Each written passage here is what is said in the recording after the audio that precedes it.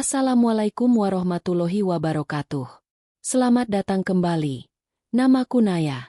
Pernahkah kamu diperlakukan lebih rendah dari debu kotor yang kamu pijak di dalam rumahmu sendiri? Hari itu, kulitku melepuh hebat terbakar air mendidih. Harga diriku hancur lebur diinjak-injak tanpa ampun oleh adik iparku sendiri. Air mata dan jeritan kesakitan seolah menjadi saksi bisu betapa hinanya nyawaku di mata mereka. Tapi, tepat di detik ketika nafasku nyaris terputus menahan perih yang menyiksa sampai ke tulang, roda nasib berputar dengan cara yang paling tidak masuk akal, menghancurkan kesombongan mereka berkeping-keping dalam sekejap mata. Namun sebelumnya bagi yang beragama Islam saya sarankan untuk menuliskan sholawat Nabi Muhammad agar kelak sholawat ini menjadi saksi untuk mendapat syafaat di akhirat. Like dan subscribe ke channel ini sangat membantu menambah wawasan dan membantu kami membuat cerita baru yang menghibur. Jika kamu melihatku berjalan tertatih menyusuri trotoar berdebu di sepanjang Jalan Doho di pusat kota Kediri saat matahari baru saja mengintip dari balik awan kelabu, kamu mungkin hanya akan melihat seorang perempuan biasa yang kelelahan. Seorang perempuan kurus dengan daster pudar yang tertutup jaket tipis lusuh, mengayuh sepeda ontel tua dengan keranjang rotan penuh berisi aneka kue basah yang mulai mendingin.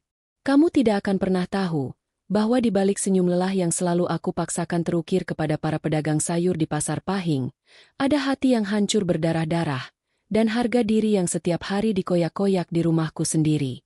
Aku ingin mencurahkan isi hatiku kepadamu hari ini. Bukan untuk mengemis belas kasihanmu, sungguh bukan. Tetapi karena dadaku rasanya sudah terlalu sesak, terlalu hancur untuk menanggung beban neraka ini sendirian tanpa kewarasan yang tersisa. Semua angan-angan indahku tentang pernikahan yang menenangkan jiwa hancur lebur berkeping-keping tepat 2 tahun yang lalu. Mas Arya, suamiku tercinta, laki-laki paling lembut dan penyabar yang pernah Allah kirimkan dalam hidupku, mengalami kecelakaan nahas yang merenggut segalanya di dekat kawasan Simpang 5 Gumul. Sebuah truk muatan berat yang ugal-ugalan menghantam sepeda motornya dengan sangat keras saat ia sedang dalam perjalanan pulang membawa sebungkus martabak kesukaanku. Mas Arya selamat dari maut. Alhamdulillah. Aku selalu dan tidak pernah berhenti mengucap syukur untuk napasnya yang masih berhembus. Tetapi, hantaman besi tua itu merenggut fungsi kedua kakinya untuk selamanya. Tulang belakangnya cedera sangat parah. Saraf-sarafnya hancur, membuatnya lumpuh total dari batas pinggang hingga ke ujung jari kakinya. Sejak hari kelabu itu, dunia kami berdua runtuh menimpa kepala kami sendiri. Mas Arya yang dulu menjadi kebanggaan keluarga besar, yang dulu selalu memelukku erat dan berjanji dengan suara lantang akan membahagiakan aku sampai menua, kini hanya bisa terbaring tidak berdaya di atas kasur kapuk yang semakin menipis dan berbau pesing. Karena tragedi memilukan itu, kami terpaksa menjual rumah kontrakan kecil kami beserta seluruh isinya untuk menutupi biaya operasi dan rumah sakit yang mencekik leher. Pada akhirnya, dengan sisa-sisa harga diri yang ada, kami merendahkan kepala menumpang di rumah ibu mertuaku. Disinilah, di rumah besar berlantai 2 dengan perabotan kayu jati yang terasa begitu dingin dan asing ini, neraka duniaku yang sesungguhnya dimulai tanpa henti. Setiap pagi yang buta, bahkan sebelum kumandang adzan subuh memecah keheningan malam, aku sudah harus membuka mata. Air sumur yang sedingin es menyambut tanganku yang kasar, kapalan, dan penuh bekas luka bakar akibat panasnya panggangan oven tua. Aku harus bergerak cepat merebus air di atas tungku, memandikan tubuh Mas Arya di atas tempat tidurnya dengan waslap hangat yang mulai robek, mengganti popok dewasanya dengan susah payah, dan menyuapinya bubur hambar yang kubuat dari sisa nasi semalam. Terkadang, di tengah kesunyian kamar yang pengap itu, saat aku sedang menyeka dadanya yang semakin kurus, aku melihat air mata bening menetes deras dari sudut mata suamiku. Ia menangis tanpa mengeluarkan suara sedikit pun. Bibirnya yang pucat bergetar hebat menahan rasa bersalah yang teramat sangat, karena ia merasa telah menghancurkan masa mudaku dan mengubur masa depanku. Setiap kali pemandangan menyayat hati itu terjadi, aku hanya bisa menelan tangisku sendiri. Aku tersenyum pahit sambil mengusap air matanya dengan jemariku yang kasar, berbisik lembut ke telinganya bahwa aku akan selalu setia ada untuknya sampai napasku berhenti. Walau di dalam relung hatiku yang paling dalam, aku terus menjerit histeris, menangis darah, memohon pertolongan kepada Allah agar sudi memberiku kekuatan bertahan 1 hari lagi saja di rumah yang terasa seperti penjara ini. Namun sayang seribu sayang, air mataku dan pengorbananku sama sekali tidak ada harganya di rumah mewah ini. Tepat pukul 5 pagi, suara pintu kamarku akan ditendang dengan sangat keras dari luar. Bukan diketuk layaknya manusia beradab, tetapi ditendang dengan penuh amarah. Itu adalah rutinitas pagi Rina, adik iparku satu-satunya yang paling berkuasa. Rina adalah perempuan muda yang begitu terobsesi dengan kemewahan dan gaya hidup artis ibu kota. Pakaiannya selalu keluaran terbaru, tasnya bermerek mahal hasil berhutang ke sana kemari, dan wajahnya selalu dipoles riasan tebal yang menyilaukan mata. Padahal, ia tidak pernah sudi bekerja memeras keringat sama sekali. "Heh perempuan udik pembawa sial, cepat keluar dari sarangmu," teriak Rina dari balik pintu kayu dengan suara lengkingannya yang menyayat ulu hati. "Beras di dapur sudah habis tidak bersisa. Kamu pikir aku dan ibu mau makan batu kerikil pagi ini? Cepat angkat kakimu pergi ke pasar. Jangan cuma mengurus laki-laki cacat tidak berguna itu saja. Rumah ini butuh diurus. Lantainya kotor. Kamu pikir kamu dan suamimu itu bisa tinggal di sini gratis tanpa bekerja layaknya babu?" Rentetan kata-kata berbisa itu sudah menjadi sarapan pagiku setiap hari, mengiris-ngiris kewarasanku. Aku menelan ludah yang terasa sepahit empedu, merapikan selimut tipis Mas Arya dengan tangan gemetar, lalu bergegas keluar kamar dengan kepala tertunduk. Di ruang makan yang terang benderang, ibu mertuaku, Ibu Ningsih, sedang duduk santai di kursi kebesarannya sambil menyesap teh krisan hangat yang kubuatkan tengah malam tadi. Beliau menatapku dengan sudut matanya yang tajam, tatapan jijik dan merendahkan yang sama persis dengan tatapan putrinya. Bagi mereka berdua, sejak Mas Arya lumpuh dan kehilangan pekerjaan bergajinya yang besar, aku dan suamiku hanyalah seonggok sampah dan benalu yang merugikan.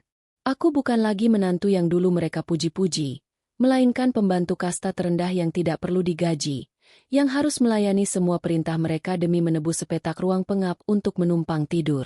"Ibu, Rina, maafkan Naya beribu-ribu maaf," kataku pelan sambil menunduk menatap ujung jari kakiku yang kotor. Tanganku meremas ujung dasterku dengan kuat. Uang belanjanya sudah benar-benar habis sejak kemarin sore. Hari ini Naya baru mau menitipkan kue lapis ke pasar Pahing.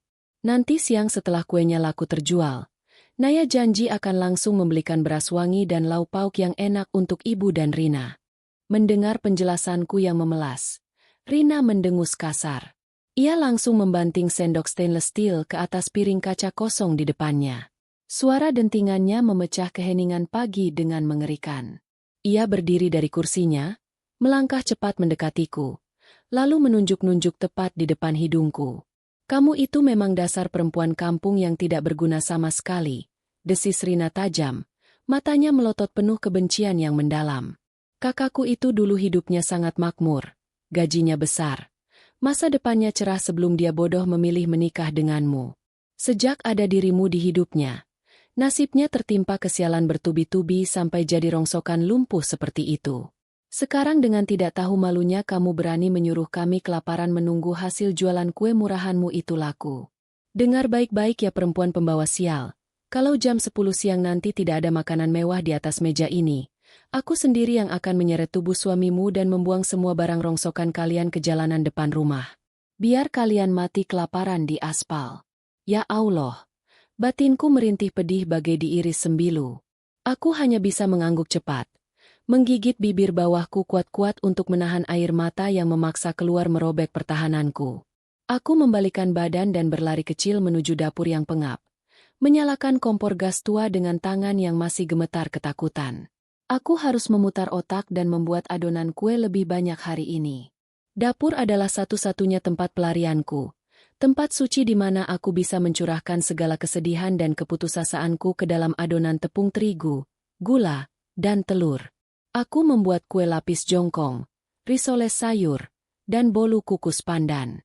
Asap panas yang mengepul dari panci kukusan seringkali menyambar dan membakar kulit lenganku hingga melepuh merah, tetapi anehnya, rasa perih di kulitku itu sama sekali tidak sebanding dengan hancurnya perasaanku saat mengingat hinaan Rina tadi.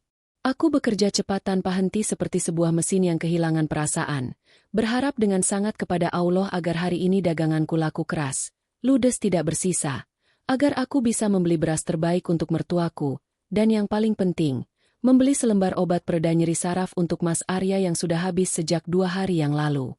Aku tidak sanggup lagi mendengar rintihan suamiku setiap tengah malam. Menjelang larut malam, setelah seharian penuh aku menguras tenaga mencuci setumpuk pakaian kotor milik Rina dan mertuaku dengan tangan, menyetrikanya sampai licin, dan mengepel seluruh lantai marmer rumah besar ini sampai mengkilap, cuaca di kota Kediri berubah menjadi sangat menakutkan. Awan hitam pekat bergulung-gulung menggantung sangat rendah di atas puncak Gunung Klotok yang terlihat dari jendela dapur. Angin kencang mulai menderu-menderu. Tidak lama kemudian, hujan badai turun dengan sangat beringas. Seolah langit ikut menangisi nasibku. Petir menyambar-nyambar membelah langit malam, membuat lampu rumah sempat berkedip mati nyala. Aku sedang duduk bersimpuh di lantai dapur yang dingin mencekam, menghitung sisa lembaran uang kertas hasil jualan kue yang basah oleh keringatku sendiri. Alhamdulillah, setelah dipotong sana-sini, ada sisa uang selembar Rp20.000 yang lecek setelah kupakai membeli beras, 2 butir telur, dan obat Mas Arya tadi siang. Uang Rp20.000 bergambar pahlawan itu adalah hartaku satu-satunya di dunia ini. Aku berencana menyimpannya erat-erat untuk modal membeli sekilo tepung dan minyak goreng esok hari menjelang subuh. Perutku tiba-tiba berbunyi nyaring, melilit perih. Sedari pagi buta, aku hanya sempat memakan kerak nasi kering sisa kemarin yang kuseduh dengan air panas dari termos. Karena lauk tempe dan telur yang susah payah kumasak tadi siang sudah dihabiskan bersih oleh Rina dan ibu mertuaku, tanpa menyisakan sebutir nasi pun untukku atau sekadar kuah untuk Mas Arya. Saat aku berniat bangkit merapikan meja dapur dan kembali ke kamarku yang pengap, tiba-tiba telingaku menangkap suara rintihan pelan dari arah luar rumah. Suaranya sangat samar, parau, dan nyaris tenggelam oleh derasnya suara hujan yang menghantam atap seng garasi dengan buas. Perasaanku seketika menjadi sangat tidak enak. Jantungku berdebar memikirkan siapa yang ada di luar malam-malam begini. Aku mengambil payung hitam butut yang sudah patah satu jari-jarinya dari sudut pintu, lalu membuka pintu samping yang mengarah ke halaman dengan sangat hati-hati. Angin malam yang basah dan luar biasa dingin langsung menampar wajahku tanpa ampun. Aku menyipitkan kedua mataku, berusaha keras menembus tirai hujan badai yang tebal menggila, dan tepat pada detik itulah, di bawah cahaya lampu jalan yang temaram, aku melihatnya. Di dekat tiang pagar besi rumah kami yang menjulang tinggi angkuh, di bawah terpaan hujan badai yang tidak kenal belas kasihan, sesosok bapak tua renta sedang duduk meringkuk memeluk lututnya sendiri. Tubuhnya kurus kering kerontang menyisakan tulang pembalut kulit, terbalut kemeja batik pudar yang sudah sangat lusuh, kotor, dan robek-robek parah di bagian bahu serta punggungnya. Ia gemetar hebat tidak terkendali karena kedinginan yang menusuk tulang. Rambutnya yang memutih berantakan basah kuyup menempel di pelipisnya yang keriput. Wajahnya sangat pucat pasi, nyaris membiru seperti mayat hidup, dan bibirnya pecah-pecah mengeluarkan sedikit darah. Ia tampak persis seperti orang malang yang sudah berhari-hari berjuang melawan kelaparan dan benar-benar kehilangan arah tujuan hidup. Aku terdiam kaku mematung di ambang pintu. Dadaku berdesir hebat, perih melihat pemandangan memilukan itu. Di dalam rumah yang mewah dan hangat ini, sayup-sayup aku mendengar Rina sedang tertawa terbahak-bahak menonton acara komedi di televisi layar datar yang besar, sambil mengunyah camilan impor mahal yang entah ia beli dari uang hasil menipu siapa lagi. Sementara di luar sini, hanya berjarak beberapa meter, seorang manusia tua sedang meregang nyawa berjuang menahan lapar dan dingin yang menyiksa. Tanpa berpikir panjang lagi, tanpa mempedulikan tubuhku sendiri, aku membuang payung bututku ke tanah, membiarkan tubuhku ikut basah kuyup dihantam hujan badai, dan berlari menerjang genangan air menghampiri bapak tua malang itu. Aku langsung berjongkok di atas paving yang banjir di hadapannya, menyentuh kedua bahunya yang gemetar keras. Ya Allah, tubuhnya sangat dingin seperti balok es. Bapak tidak apa-apa. Tanyaku setengah berteriak panik melawan suara gemuruh hujan badai dan petir yang bersahutan. Bapak tua renta itu perlahan-lahan mengangkat wajahnya yang basah. Matanya sangat sayu, cekung ke dalam, menatapku dengan pandangan yang kosong, putus asa, dan sangat lelah menghadapi dunia. Bibirnya yang bergetar pucat bergerak-gerak pelan, mencoba mati-matian mengatakan sesuatu kepadaku, tetapi suaranya sama sekali tidak bisa keluar tertahan di tenggorokan. Ia hanya bisa memegangi perutnya yang kempis menempel ke punggung dengan tangan keriputnya yang gemetar parah. Ia kelaparan. Bapak ini sangat kelaparan. Air mataku tumpah seketika. Mengalir deras menyatu dengan air hujan yang membasahi wajahku. Hatiku hancur berkeping-keping melihat kondisinya. Aku teringat almarhum ayahku sendiri di kampung yang mungkin seumuran dengannya. Dengan sisa tenaga yang kumiliki, aku segera memapah tubuhnya yang ringan teramat sangat, membawanya tertatih-tatih berteduh di teras kecil samping dapur yang gelap dan tersembunyi, tempat yang tidak mungkin terlihat dari ruang keluarga, tempat di mana Rina dan ibu mertuaku sedang bersantai. Jika sampai mereka berdua tahu aku berani membawa masuk seorang pengemis kotor dan basah ke teras suci mereka, mereka pasti akan menyeret dan mengusirku malam ini juga tanpa ampun. Aku mendudukan bapak itu perlahan di atas sebuah kursi kayu bekas yang rapuh. "Tunggu sebentar di sini ya, Pak. Bapak tolong jangan kemana-mana. Tunggu di sini sebentar saja," ucapku terburu-buru dengan suara bergetar menahan tangis. Aku berlari tergesa-gesa masuk kembali ke dalam dapur. Dengan tangan gemetar aku membuka rak piring dan lemari makanan. Kosong. Semuanya bersih mengkilap. Tidak ada makanan sisa sedikit pun. Rina benar-benar menepati janjinya menghabiskan semua makanan tanpa ampun. Aku menunduk menatap lekat-lekat selembar uang Rp20.000 yang terlipat rapi di atas meja dapur. Uang modal tepung teriguku untuk besok pagi. Uang penentu nasib, yang menentukan apakah besok aku dan Mas Arya bisa mengunyah makanan atau terpaksa menahan lapar seharian penuh. Aku memejamkan mata rapat-rapat, menarik napas panjang hingga paru-paruku terasa sakit. Biarlah, urusan besok biar Allah yang Maha Kaya yang mengatur rezeki kami. Batinku menguatkan diri. Aku segera menyambar jas hujan plastik murahan yang sudah robek di bagian lengannya. Lalu kembali nekat menerobos hujan badai yang semakin gila.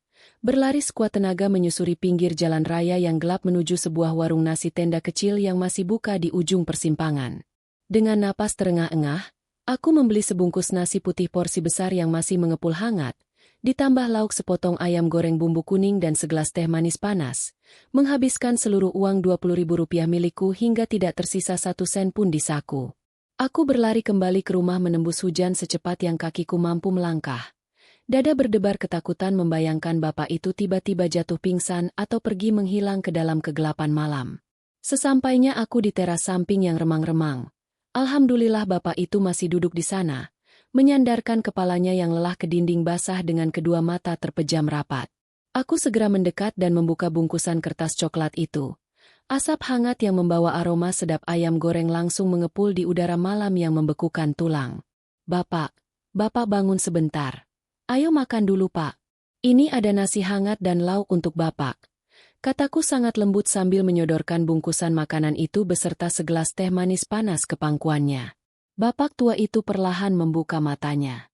Saat tatapannya menangkap tumpukan nasi putih dan ayam goreng di depan matanya, matanya langsung berkaca-kaca penuh air mata. Tangan keriputnya yang kotor dan bergetar hebat menerima bungkusan itu dengan sangat ragu-ragu, seolah-olah ia tidak percaya masih ada manusia di dunia ini yang mau memberinya makanan seenak ini. Ia mulai menyuap nasi dengan sangat lahap, setengah rakus. Tangannya bergetar memasukkan setiap suapan besar ke dalam mulutnya, mengunyahnya dengan terburu-buru karena terlalu lapar. Aku menjatuhkan diri duduk bersimpuh di lantai teras yang dingin, memperhatikannya lamat-lamat dengan perasaan campur aduk, antara lega yang luar biasa sekaligus sedih yang mendalam. Perutku sendiri tiba-tiba berbunyi meronta-ronta perih. Rasanya tajam seperti ditusuk ribuan jarum dari dalam. Tapi melihat bapak rentan itu bisa makan dengan sangat berselera, rasa laparku seolah sirna tertiup angin malam. Setelah makanannya habis bersih tidak bersisa sebutir nasi pun, dan teh manis panasnya tandas ia minum hingga tetes terakhir. Bapak tua itu terdiam dan menatapku lurus dalam waktu yang sangat lama. Sorot matanya kini berubah drastis. Tidak lagi kosong dan putus asa, melainkan bersinar tajam, berwibawa, dan penuh dengan sebuah arti tersembunyi yang sangat sulit untuk aku pahami saat itu. Ia sama sekali tidak mengucapkan sepatah kata pun dari mulutnya. Ia hanya menundukkan kepalanya dalam-dalam kepadaku. Sebuah isyarat rasa terima kasih yang begitu tulus dan menggetarkan hati. Kemudian, dengan perlahan ia bangkit berdiri dari kursi rapuh itu. Aku berniat berdiri menahannya.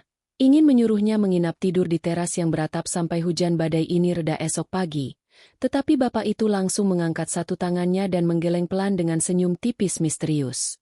Ia membalikkan badan, melangkah pergi dengan langkah yang entah kenapa terlihat jauh lebih tegap menembus tirai hujan lebat, meninggalkan halaman teras rumahku, dan perlahan-lahan bayangannya menghilang ditelan kejamnya kegelapan malam jalanan kota Kediri.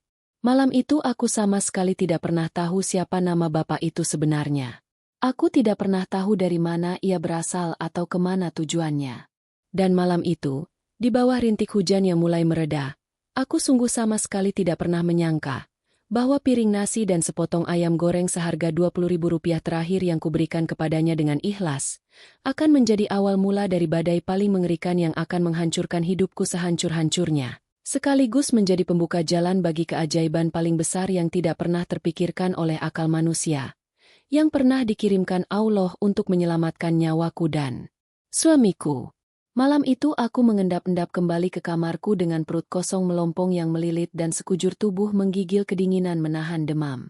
Aku segera mengganti bajuku yang basah kuyup, lalu berbaring meringkuk di samping Mas Arya yang sudah tertidur pulas akibat pengaruh obat pereda nyerinya.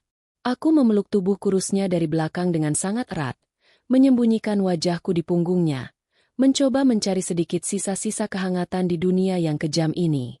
Aku memejamkan mata rapat-rapat, mencoba tertidur dan bersiap menghadapi pagi esok hari yang sudah pasti akan jauh lebih berat dan menyeramkan.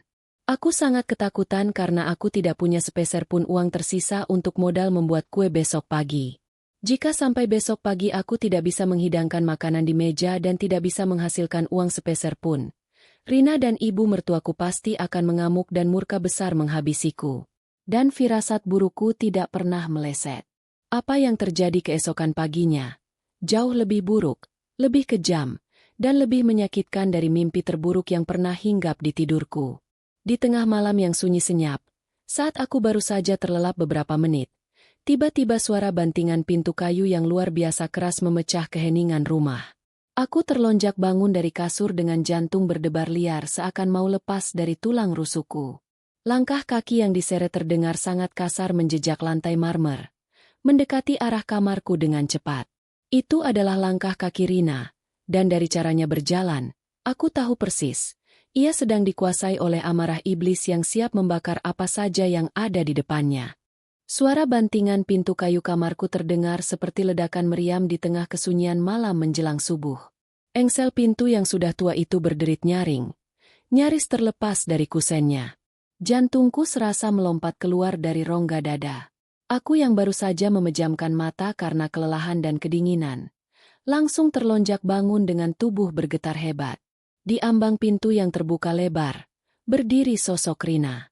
Cahaya lampu dari ruang tengah menyorot tubuhnya dari belakang, menciptakan siluet menyeramkan bagaikan malaikat maut yang datang untuk mencabut sisa-sisa kebahagiaanku.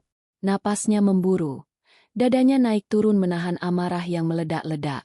Matanya melotot tajam menembus kegelapan kamar, menatapku dengan penuh kebencian yang menyala-nyala.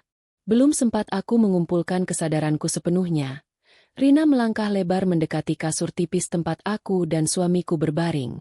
Tanpa mengucapkan sepatah kata pun, tangan Rina yang dipenuhi perhiasan emas palsu itu langsung mencengkeram kasar selimut pudar yang menutupi tubuh Mas Arya. Dengan satu tarikan yang sangat kuat dan kejam, ia merenggut selimut itu hingga terlempar ke sudut ruangan. Udara malam kota Kediri yang sisa-sisa badai semalam langsung menyengat kulit suamiku yang hanya mengenakan kaos tipis dan popok dewasa. Mas Arya tergeragap bangun, matanya membelalak kaget, dan tubuh kurusnya langsung menggigil kedinginan. "Heh perempuan pemalas, bangun kamu," teriak Rina dengan suara melengking yang memekakan telinga, bergema memantul di dinding-dinding rumah besar ini. "Ini sudah jam 4 pagi. Kamu pikir rumah ini hotel bintang 5 tempat kamu bisa tidur nyenyak sampai siang? Di mana sarapanku? Di mana air hangat untuk ibu mandi? Kamu mau melihat kami mati kelaparan dan kedinginan di rumah kami sendiri?" Aku segera melompat turun dari kasur, mengabaikan rasa pusing yang mendera kepalaku akibat kurang tidur dan perut yang melilit perih karena kelaparan sedari kemarin.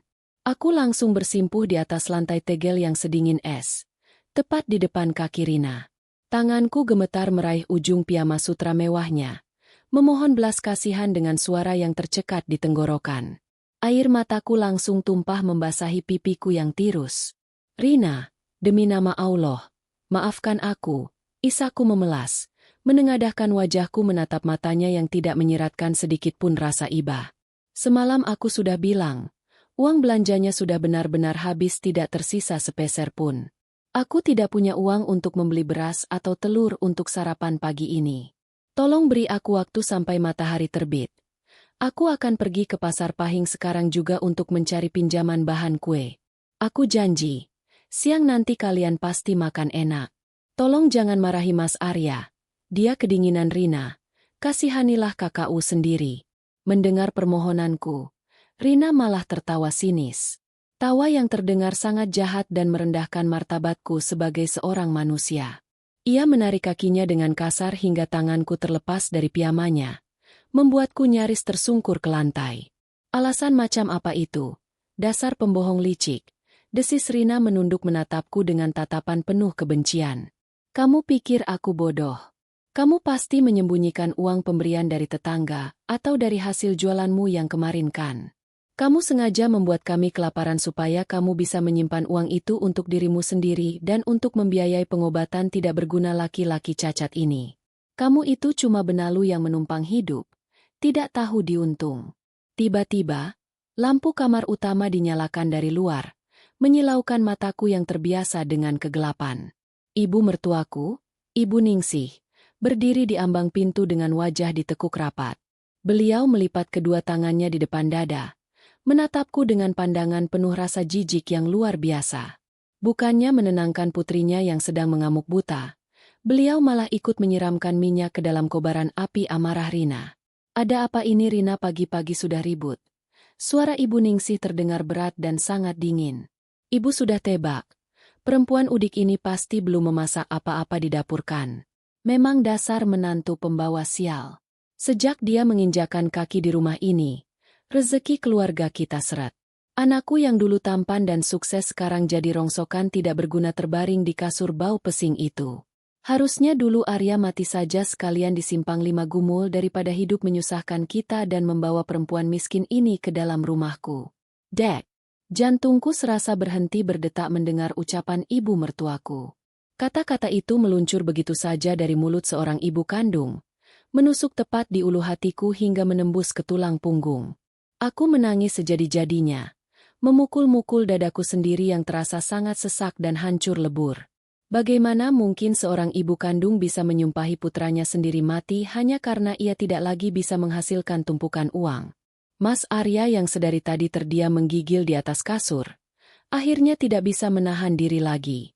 Dengan sisa-sisa tenaga yang ia miliki, ia berusaha mengangkat tubuh bagian atasnya, menopang berat badannya dengan kedua tangannya yang kurus bergetar.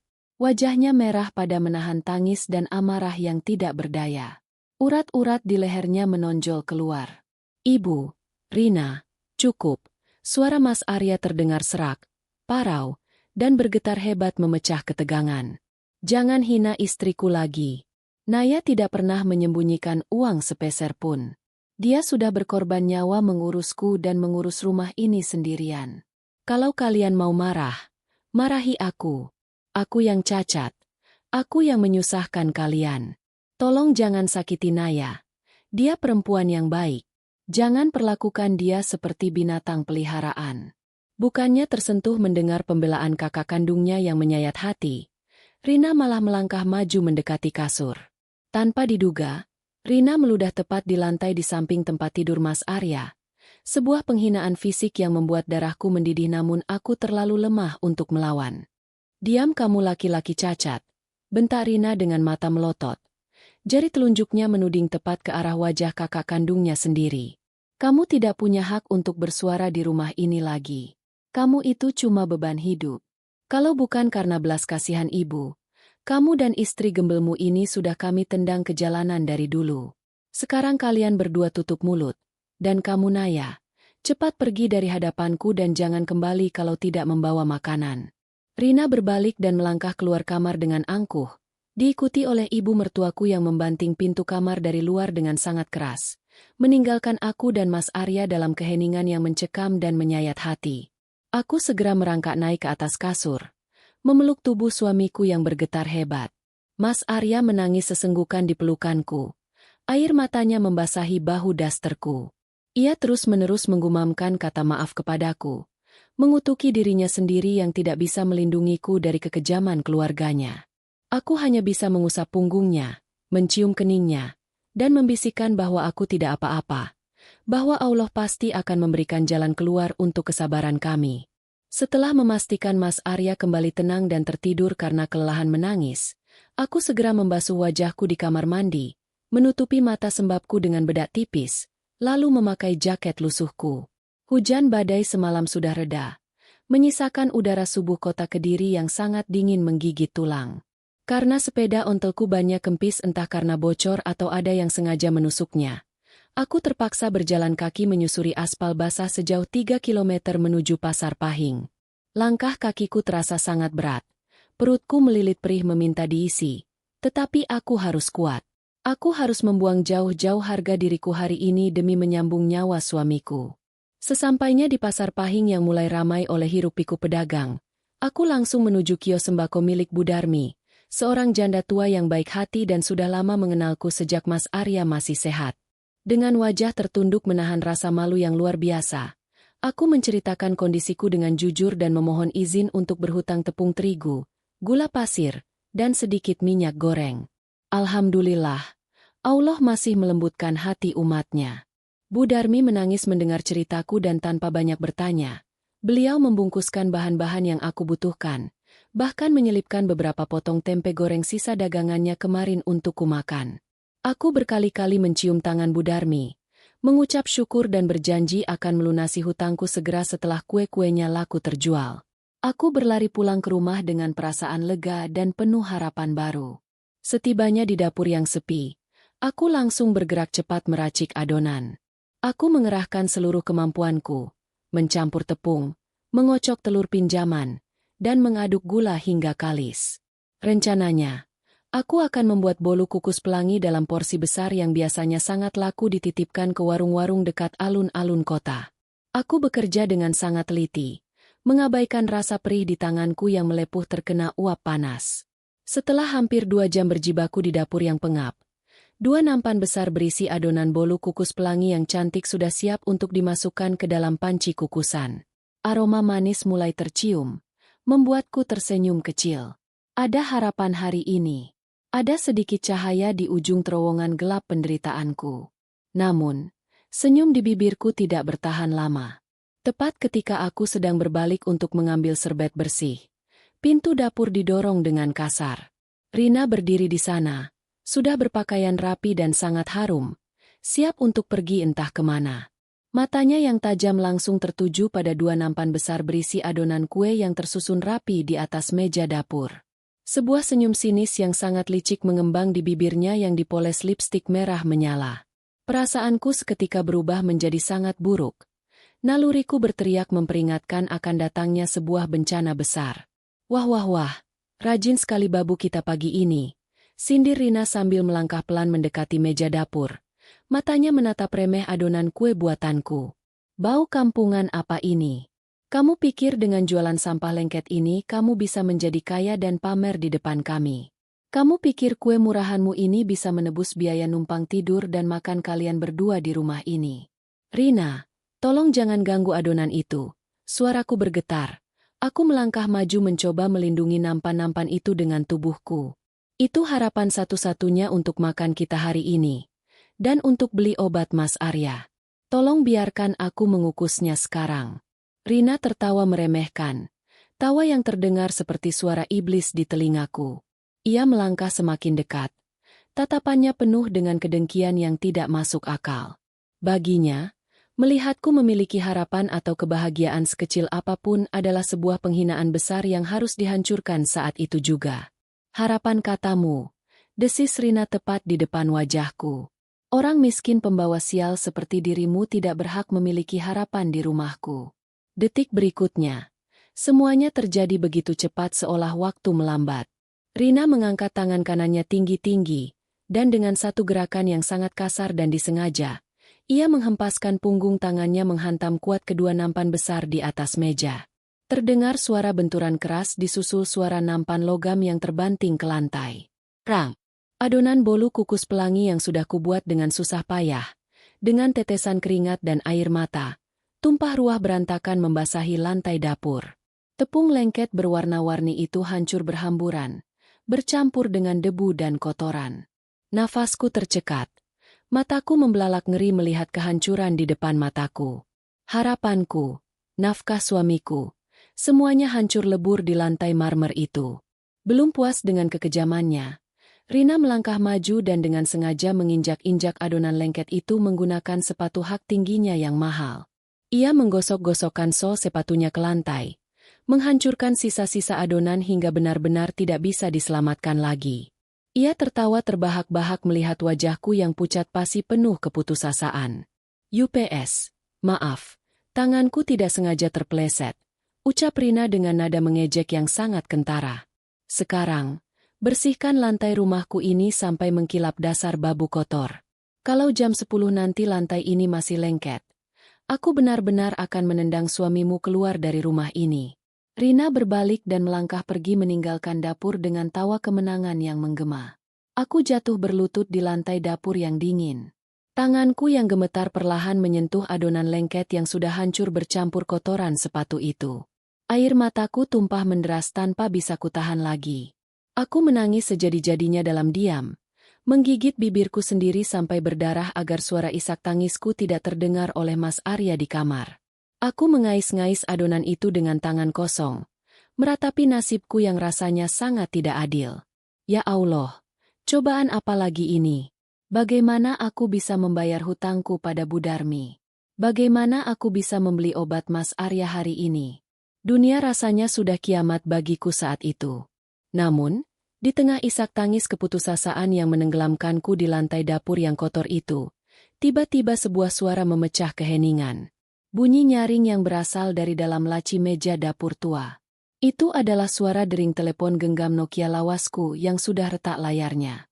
Sebuah telepon genggam usang yang hanya kugunakan untuk menerima pesanan kue.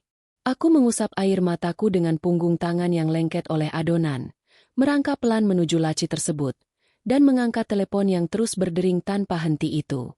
Sebuah panggilan dari nomor asing yang tidak dikenal dari ibu kota Jakarta, yang tidak pernah aku sangka-sangka akan membalikan seluruh dunia dan jalan hidupku untuk selamanya.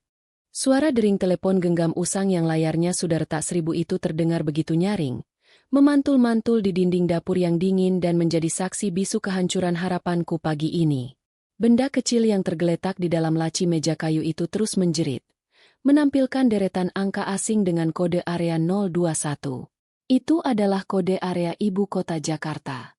Tanganku yang masih berlumuran sisa adonan tepung lengket dan debu kotoran lantai bergetar sangat hebat saat perlahan meraih telepon tersebut. Dengan sisa-sisa tenaga dan isak tangis yang masih tertahan menyumbat di dada, aku menekan tombol hijau yang permukaannya sudah pudar terkelupas. "Halo, Assalamualaikum," sapaku dengan suara serak, parau, dan nyaris tidak terdengar sama sekali. Aku menelan ludah yang terasa kering, berusaha keras menutupi getaran keputusasaan agar tidak terdengar oleh orang di seberang sana. "Waalaikumsalam warahmatullahi wabarakatuh." Benar ini dengan Ibu Naya. Terdengar suara seorang pria yang sangat berat, formal, dan berwibawa dari ujung telepon. "Iya, benar Bapak. Saya Naya," jawabku pelan. Kebingungan mulai merayapi benakku yang sedang kalut. "Perkenalkan Ibu Naya. Nama saya Hendra. Saya adalah ketua Dewan Juri sekaligus perwakilan dari perusahaan penyelenggara kompetisi Cita Rasa Jajanan Nusantara tingkat nasional yang berpusat di Jakarta. Kami menelepon untuk menyampaikan sebuah kabar gembira yang sangat penting untukmu." Dek, jantungku serasa berhenti berdetak selama 1 detik penuh. Kompetisi Cita Rasa Jajanan Nusantara. Ingatanku langsung terlempar ke masa 6 bulan yang lalu, saat Mas Arya baru saja pulang dari rumah sakit dan kami sedang berada di titik krisis keuangan paling parah. Saat itu, aku melihat sebuah iklan kecil di selembar koran bekas yang kugunakan untuk membungkus sayur. Berbekal uang koin sisa belanjaan, aku nekat pergi ke kantor pos di dekat alun-alun kota Kediri, mengirimkan sebuah tulisan tangan berisi resep rahasia peninggalan almarhum nenekku, resep lapis jongkong gula aren wangi pandan. Aku mengirimkannya tanpa harapan apa-apa. Hanya sebuah doa kecil yang membumbung ke langit, berharap ada keajaiban yang bisa menolong suamiku. Setelah berbulan-bulan berlalu tanpa kabar, aku bahkan sudah melupakan hal itu sepenuhnya, terkubur oleh siksaan demi siksaan di rumah mertuaku. Ibu Naya, apakah ibu masih mendengarkan saya? Suara Bapak Hendra membuyarkan lamunanku. Iya Bapak, saya masih di sini. Jawabku dengan tangan semakin gemetar. Napasku mulai memburu tidak beraturan. Ibu Naya, kami sangat takjub dengan resep yang ibu kirimkan. Setelah melalui proses seleksi yang sangat ketat dari puluhan ribu peserta di seluruh Indonesia, dan setelah para koki profesional kami mencoba membuat langsung resep rahasiamu itu, kami dengan sangat bangga memutuskan bahwa karya ibu keluar sebagai juara pertama tingkat nasional tahun ini. Mataku membelalak lebar.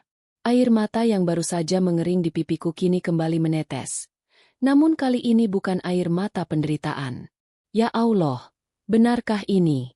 Aku, seorang perempuan miskin yang setiap hari dihina sebagai babu, memenangkan kompetisi tingkat nasional.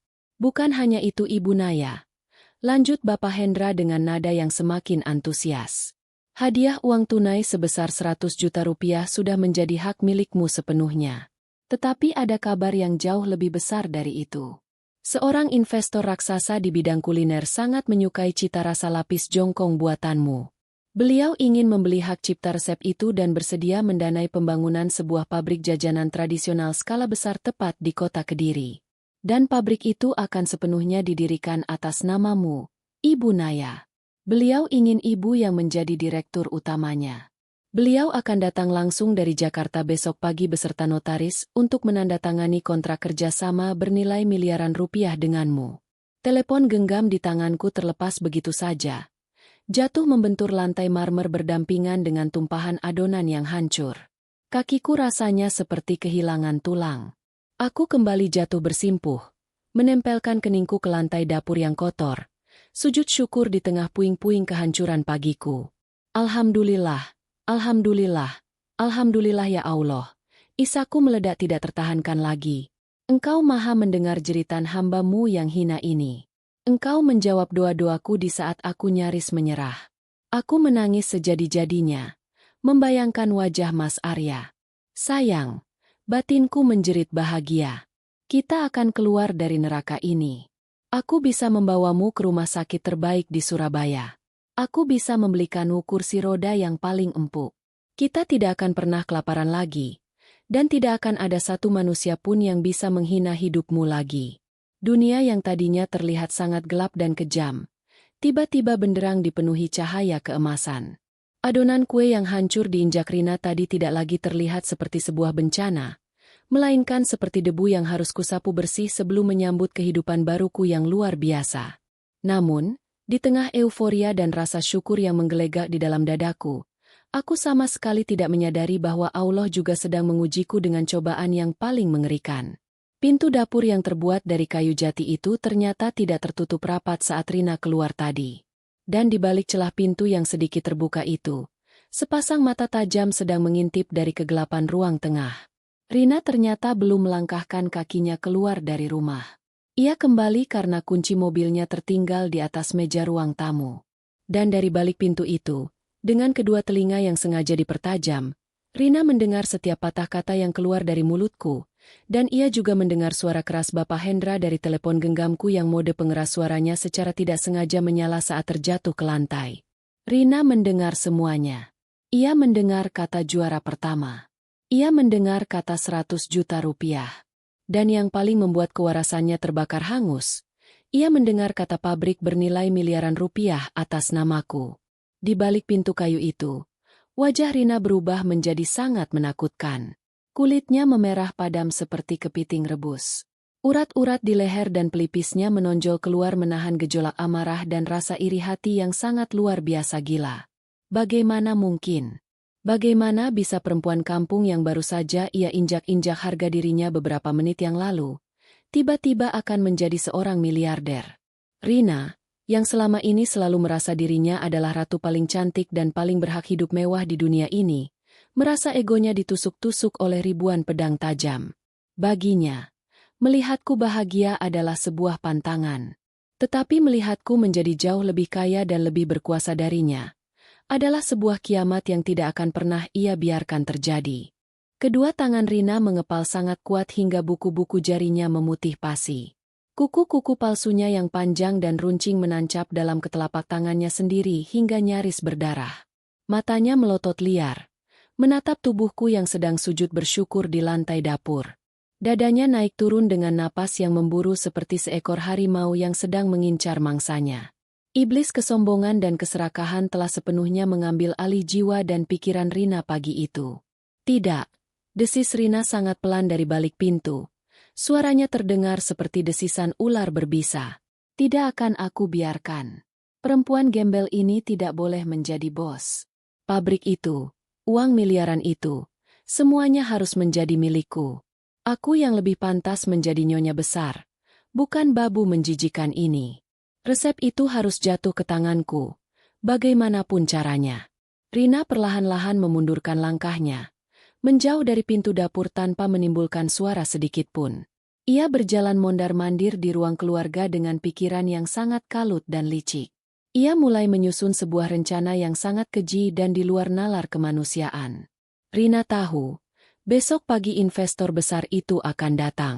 Ia harus segera bertindak hari ini juga. Ia harus memaksa aku untuk menandatangani surat pernyataan bahwa resep rahasia itu adalah milik Rina, atau setidaknya memaksa aku untuk mundur dan menyerahkan segala hak kepemilikannya. Jika aku menolak, Rina sudah menyiapkan sebuah skenario yang paling kejam di kepalanya. Sebuah tindakan yang tidak akan pernah berani dilakukan oleh manusia yang memiliki hati nurani. Sementara itu di dalam dapur, aku yang tidak tahu menahu tentang bahaya maut yang sedang mengintaiku, perlahan bangkit berdiri. Aku memungut telepon genggamku dan mengusap layarnya yang kotor. Aku mengambil sapu dan kain pel, lalu mulai membersihkan sisa-sisa adonan yang hancur dengan senyum yang tidak pernah lepas dari bibirku. Hatiku terasa sangat ringan, seringan kapas yang tertiup angin sepoi-sepoi di pinggiran sungai berantas. Aku membayangkan kejutan besar yang akan kuberikan kepada Mas Arya nanti malam. Aku menahan diri untuk tidak langsung berteriak memberitahunya, karena aku takut ibu mertuaku akan mendengarnya dan mencari gara-gara sebelum semuanya pasti. Setelah lantai dapur kembali bersih dan mengkilap, aku mengambil sebuah teko aluminium besar peninggalan almarhumah ibuku. Waktu sudah menunjukkan pukul 9 pagi. Udara Kediri mulai terasa hangat. Sesuai janjiku kepada Mas Arya, aku harus menyeduh air panas untuk mengompres saraf-saraf kakinya yang kaku agar ia merasa lebih nyaman. Aku mengisi teko itu dengan air sumur yang bening, lalu meletakkannya di atas tungku kompor gas yang apinya menyala biru terang. Aku berdiri di depan kompor, menatap nyala api yang menari-nari, sambil merapalkan selawat Nabi dan doa-doa panjang di dalam hati, memohon agar Allah melancarkan segala urusanku besok pagi. Air di dalam teko aluminium itu mulai mendidih, mengeluarkan suara mendesis yang khas. Gelembung-gelembung air meloncat-loncat menabrak dinding teko, menghasilkan uap putih tebal yang mengepul panas memenuhi udara dapur yang sempit. Aku mengambil kain lap tebal untuk mengangkat gagang teko tersebut. Tanganku sudah bersiap mematikan kenop kompor. Namun, belum sempat tanganku menyentuh kenop kompor, pintu dapur tiba-tiba didorong terbuka dengan sangat kasar. Langkah kaki yang sangat berat dan penuh ancaman memasuki ruangan. Aku menoleh ke belakang, dan betapa terkejutnya aku saat melihat Rina berdiri di sana. Wajahnya tidak lagi menyiratkan senyum sinis seperti biasanya, melainkan menampilkan ekspresi kemarahan yang membabi buta dan keserakahan yang menyala-nyala seperti kobaran api neraka. Tangannya memegang selembar kertas HVS putih dan sebuah pena bertinta hitam. Matanya menatapku tajam, seolah-olah ia ingin menelanku hidup-hidup detik itu juga. Suasana dapur yang tadinya penuh dengan harapan bercahaya, dalam hitungan detik berubah menjadi ruangan jagal yang sangat mencekam dan mematikan. Aku tidak tahu bahwa hari ini, air mataku tidak akan lagi menangisi adonan kue yang hancur, melainkan menangisi penderitaan fisik paling luar biasa yang akan merobek kulit dan dagingku. Suasana dapur yang beberapa detik lalu terasa seperti surga penuh harapan, seketika berubah menjadi ruangan yang sangat mencekam dan mematikan. Rina berdiri di ambang pintu dengan napas memburu. Matanya yang tajam menatapku dengan tatapan kosong namun dipenuhi oleh kilatan amarah dan keserakahan yang tidak manusiawi. Ia melangkah perlahan namun pasti mendekatiku. Suara hak sepatu tingginya beradu dengan lantai marmer yang baru saja kubersihkan, menciptakan gema yang membuat bulu kuduku berdiri. Di luar, langit kota Kediri mulai cerah. Sinar matahari pagi mencoba mengintip dari celah ventilasi dapur. Namun di dalam ruangan ini, kegelapan yang sesungguhnya baru saja dimulai. Teko aluminium besar di atas kompor di belakangku terus mendesis keras. Uap panas mengepul tebal ke udara, seolah-olah menjadi saksi bisu ketegangan yang sedang terjadi. Rina berhenti tepat 1 meter di depanku. Ia mengangkat tangan kanannya dengan kasar, lalu membanting selembar kertas putih dan sebuah pena bertinta hitam ke atas meja dapur. Suara tamparan kertas ke permukaan meja kayu itu membuatku tersentak kaget. Tanda tangani surat itu sekarang juga. Perintah Rina dengan suara yang sangat rendah, dingin, dan mendesis seperti seekor ular kobra yang siap mematuk mangsanya. Tanganku gemetar saat meraih selembar kertas putih itu. Mataku menyapu deretan kalimat yang diketik rapi di atasnya. Jantungku seketika berhenti berdetak saat membaca judul surat tersebut. Surat pernyataan pengalihan hak cipta dan kepemilikan.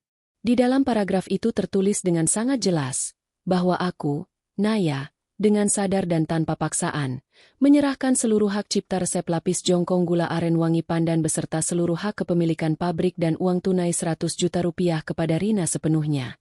Aku mengangkat wajahku, menatap Rina dengan pandangan tidak percaya. Dadaku sesak, napasku tertahan di tenggorokan. Bagaimana Rina bisa tahu? Dari mana ia mendapatkan informasi ini secepat kilat? Kamu menguping pembicaraanku di telepon tadi. Tanyaku dengan suara bergetar hebat.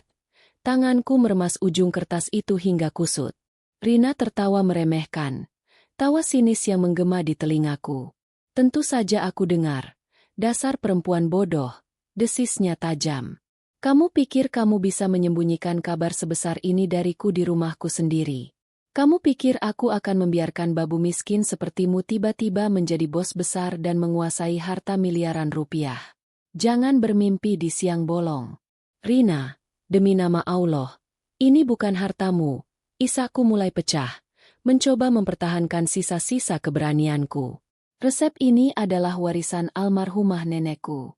Uang ini adalah jawaban dari doa-doaku setiap sepertiga malam. Aku sangat membutuhkan uang ini untuk membawa Mas Arya ke rumah sakit Bayangkara agar dia bisa dioperasi. Ini adalah satu-satunya harapan untuk kesembuhan suamimu sendiri. Rina, tidakkah kamu memiliki sedikit saja rasa kasihan kepada kakak kandungmu? Mendengar nama kakaknya disebut, Rina justru semakin murka. Wajahnya merah padam. Urat-urat di lehernya menonjol keluar. Ia melangkah maju, memangkas jarak di antara kami, lalu menunjuk-nunjuk wajahku dengan jari telunjuknya yang dihiasi kuku palsu runcing. Jangan bawa-bawa nama laki-laki cacat itu di depanku, bentak Rina dengan suara melengking yang memekakan telinga. Kakakku itu sudah cacat permanen. Sarafnya sudah hancur. Kamu mau membawanya ke rumah sakit paling mahal di seluruh provinsi Jawa Timur pun, dia tidak akan pernah bisa berjalan lagi. Uang 100 juta itu hanya akan terbuang sia-sia untuk manusia tidak berguna seperti dia. Lebih baik uang itu dan pabrik itu menjadi milikku. Aku yang lebih pantas menjadi nyonya besar. Aku yang akan membuat keluarga ini kembali dihormati. Bukan kalian berdua yang hanya menjadi sampah masyarakat. Kata-kata Rina bagaikan ribuan belati beracun yang ditusukkan tepat ke jantungku. Tegas sekali seorang adik kandung mengucapkan kalimat sekejam itu kepada darah dagingnya sendiri. Amarah yang selama 2 tahun ini selalu aku pendam rapat-rapat di dasar jiwa, tiba-tiba meledak. Untuk pertama kalinya dalam hidupku, semenjak aku menginjakan kaki di rumah neraka ini, aku tidak menundukkan kepalaku.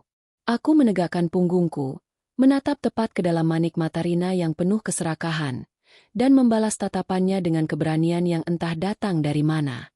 Tidak, tegasku dengan suara yang jauh lebih lantang dan bergetar karena menahan amarah yang luar biasa. Aku tidak akan pernah menandatangani surat gila ini. Uang itu adalah hakku, dan aku akan menggunakannya untuk suamiku. Kamu boleh menghinaku, kamu boleh menjadikanku babu setiap hari, Kamu boleh membiarkanku kelaparan, tetapi aku tidak akan pernah membiarkanmu merampas harapan hidup Mas Arya. Silakan kamu usir aku hari ini juga. Tapi resep ini dan pabrik itu akan tetap menjadi milikku. Hening sejenak. Rina terdiam mematung. Matanya membelalak lebar. Seolah-olah ia baru saja melihat hantu di siang bolong. Ia sama sekali tidak menyangka bahwa aku, perempuan yang selama ini selalu ia injak-injak, yang selalu bersujud memohon belas kasihan di bawah kakinya, berani menentangnya secara langsung. Harga diri Rina yang setinggi langit seketika hancur lebur berkeping-keping oleh penolakanku. Ego iblisnya tidak bisa menerima kenyataan bahwa seorang pembantu miskin berani melawan perintahnya. Wajah Rina berubah menjadi sangat gelap dan menakutkan. Rahangnya mengeras hingga giginya bergemeretak. Napasnya terdengar memburu seperti banteng yang sedang marah besar. "Kamu berani melawanku," desis Rina dengan suara yang sangat rendah dan bergetar hebat. "Kamu berani membantah perintahku. Dasar perempuan pembawa sial." Semuanya terjadi dengan sangat cepat. Begitu cepat hingga mataku tidak mampu menangkap pergerakannya dengan jelas. Di belakangku, air di dalam teko aluminium sudah mendidih dengan sangat hebat. Uap panasnya menyembur-nyembur dengan buas dari moncong teko. Aku baru saja memutar tubuhku berniat untuk mematikan knop kompor gas. Bermaksud untuk menghindari pertengkaran lebih lanjut dan segera pergi dari dapur itu. Namun, kegilaan Rina sudah mencapai puncaknya. Ia tidak peduli lagi pada dosa. Ia tidak peduli lagi pada nyawa manusia. Dalam keadaan gelap mata dan kerasukan iblis keserakahan yang menyala-nyala, Rina menerjang maju. Tangannya yang tidak terbalut pelindung apapun langsung menyambar gagang teko aluminium panas itu dari atas tungku kompor. "Mati kamu perempuan gembel," jerit Rina sekuat tenaga dengan tawa histeris yang menggema mengerikan. Detik berikutnya, waktu serasa berhenti berdetak. Aku menoleh ke arahnya, dan pemandangan yang tersaji di depan mataku adalah maut yang menjemput. Rina mengayunkan teko besar itu dengan kekuatan penuh ke arah tubuhku. Air mendidih bersuhu 100 derajat Celcius yang bergejolak buas di dalam teko itu melesat membelah udara, menerjang langsung ke arah lengan kanan, bahu, dan sebagian punggungku. "Biur!" Teriakan paling mengerikan dan paling memilukan yang pernah keluar dari tenggorokanku meledak memecah langit-langit dapur. "Ah! Ya Allah! Panas!" Rasanya seperti ada ribuan besi pijar tajam yang dihujamkan secara bersamaan ke dalam pori-pori kulitku. Air mendidih itu menembus kain daster tipisku dalam sepersekian detik, merebus kulit, daging, dan ujung-ujung sarafku hidup-hidup. Rasa sakit yang teramat sangat, luar biasa dahsyat, dan tidak bisa diungkapkan dengan kata-kata manusia manapun, langsung merenggut seluruh kewarasanku. Mataku terbelalak lebar menatap ngeri pada lengan kananku. Kulitku yang tadinya mulus ketika melepuh, memerah seolah terbakar bara api neraka, dan daging di baliknya terasa seperti meleleh. Asap putih panas mengepul dari pakaianku yang basah oleh air mendidih, membawa aroma kulit terbakar yang sangat menyengat hidung. Tubuhku langsung kehilangan keseimbangan. Kakiku lemas tidak bertulang. Aku ambruk, jatuh berdebum dengan keras ke atas lantai dapur marmer yang basah dan licin. Aku berguling-guling di lantai, menjerit histeris, menangis sejadi-jadinya memanggil-manggil nama Allah dan ibuku. Tangan kiriku berusaha keras mencengkeram lengan kananku yang hancur, tetapi setiap sentuhan kecil saja terasa seperti ditusuk pedang tajam. Air mataku mengalir sangat deras, bercampur dengan keringat dingin yang mengucur sekujur tubuh karena syok yang luar biasa berat. Saking sakitnya penderitaan fisik yang aku rasakan saat itu, pandanganku mulai mengabur, napasku tersengal-sengal, dan duniaku rasanya berputar-putar dengan sangat kencang. Di tengah jeritan kesakitanku yang memilukan, di sela-sela isak tangis nyawaku yang nyaris melayang, telingaku menangkap sebuah suara yang paling jahat di muka bumi ini. Rina tertawa. Ia tertawa terbahak-bahak dengan sangat lepas, sangat puas, dan penuh kemenangan. Tawa yang menggema memantul di dinding dapur, menusuk-nusuk telingaku mengalahkan rasa perih di kulitku. Rina berdiri menjulang tinggi di atasku sambil memegang teko aluminium yang kini sudah kosong. Ia menatapku yang sedang menggelepar kesakitan di lantai seperti menatap seekor serangga menjijikan yang baru saja ia injak. Tidak ada raut penyesalan sedikit pun di wajahnya yang dipoles riasan tebal itu. Yang ada hanyalah kepuasan sadis yang tidak terkira. Itu hukuman untuk anjing yang berani menggigit majikannya, ucap Rina dengan nada mengejek yang luar biasa kejam. Dengan sangat perlahan dan penuh kesengajaan, Rina berjongkok di dekat tubuhku yang sedang meringkuk menahan nyawa. Ia mengambil pena bertinta hitam yang tadi ia banting, lalu dengan kasar menarik tangan kiriku yang tidak melepuh. Ia meletakkan pena itu ke dalam genggamanku secara paksa, lalu menyodorkan kertas perjanjian sialan itu tepat di depan wajahku yang sudah basah oleh air mata dan keringat penderitaan. Sekarang, pilih, bisik Rina tepat di telingaku dengan suara yang sangat dingin dan mematikan. Kamu tanda tangani surat ini sekarang juga dengan tangan kirimu, atau aku akan merebus air satu panci besar lagi dan menyiramkannya tepat ke wajahmu dan wajah suamimu yang cacat itu. Aku akan membuat kalian berdua cacat seumur hidup. Tanda tangani sekarang. Tubuhku menggigil hebat. Gigiku bergemeretak menahan perih yang menyiksa sampai ke sumsum tulang. Aku menatap kertas putih itu dengan pandangan yang sudah sangat kabur. Kesadaranku mulai menipis ditarik oleh rasa sakit yang melampaui batas ambang kemampuanku sebagai manusia.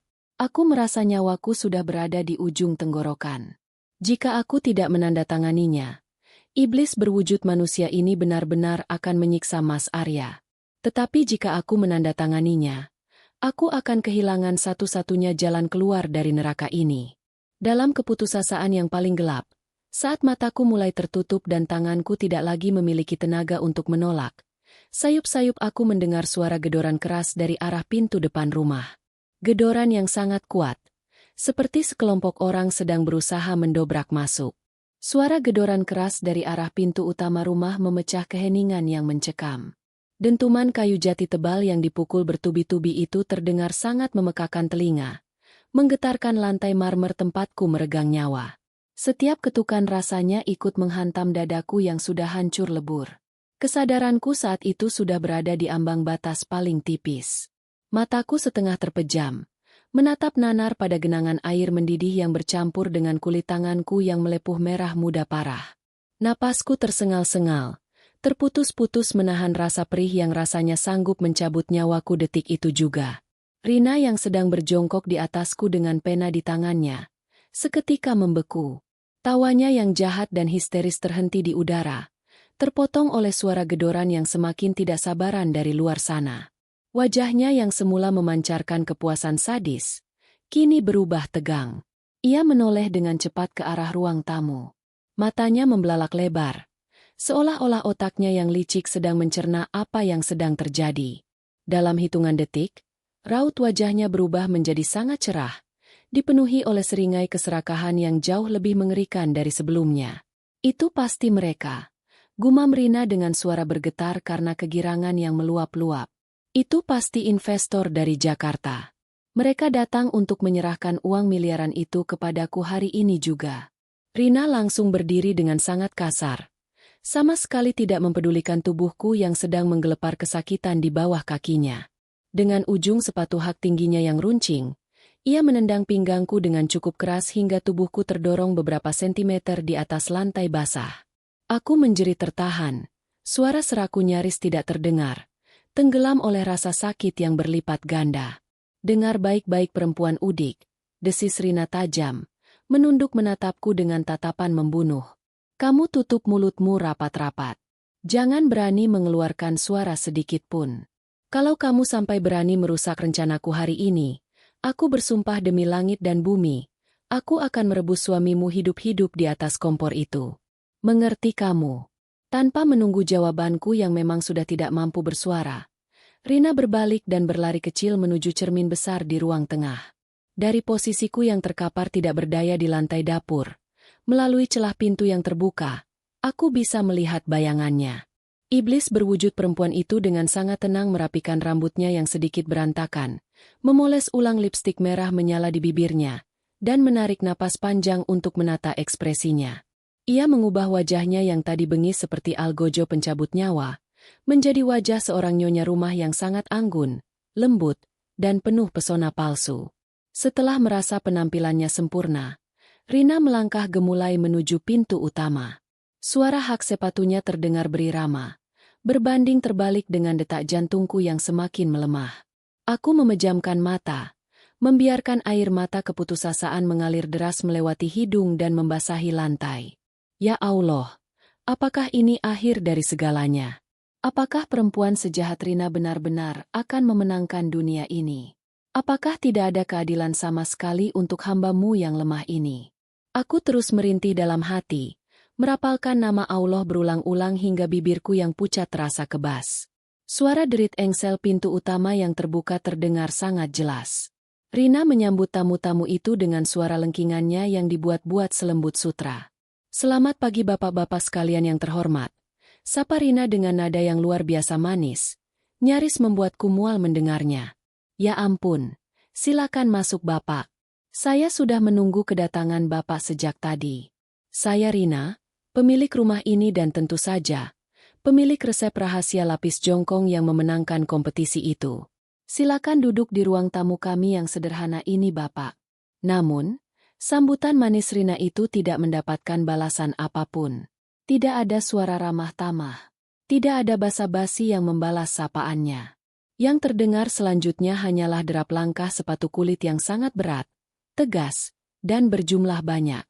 Langkah-langkah kaki itu melangkah masuk ke dalam rumah, melewati ruang tamu, mengabaikan Rina yang pasti sedang berdiri mematung kebingungan dengan tangan terulur di udara. "Bapak, Bapak mau kemana?" "Ruang tamunya di sebelah sini Bapak." Suara Rina terdengar mulai panik dan kehilangan keanggunannya. Langkah kakinya terdengar berlari-lari kecil mengejar rombongan tersebut. Tetapi derap langkah berat itu sama sekali tidak berhenti. Langkah itu semakin mendekat, berjalan lurus membelah ruang keluarga, mengarah tepat ke pintu dapur tempatku terkapar. Udara di dalam rumah seketika berubah menjadi sangat dingin dan berat, dipenuhi oleh aura kewibawaan yang sangat luar biasa kuat. Naluriku mengatakan ada sesuatu yang besar sedang terjadi. Dengan sisa-sisa tenaga terakhir yang kumiliki, dengan napas yang putus-putus menahan perih yang menyiksa sekujur lengan kananku, aku memaksa kelopak mataku untuk terbuka perlahan-lahan. Di ambang pintu dapur yang terang oleh cahaya matahari dari ventilasi, muncullah siluet beberapa pria bertubuh besar dan tegap.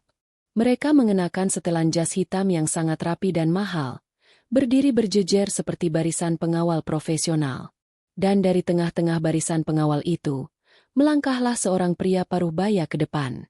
Pria itu mengenakan setelan jas abu-abu gelap yang potongannya sangat sempurna, memancarkan kemewahan yang tidak tertandingi. Rambutnya sudah memutih, disisir rapi ke belakang.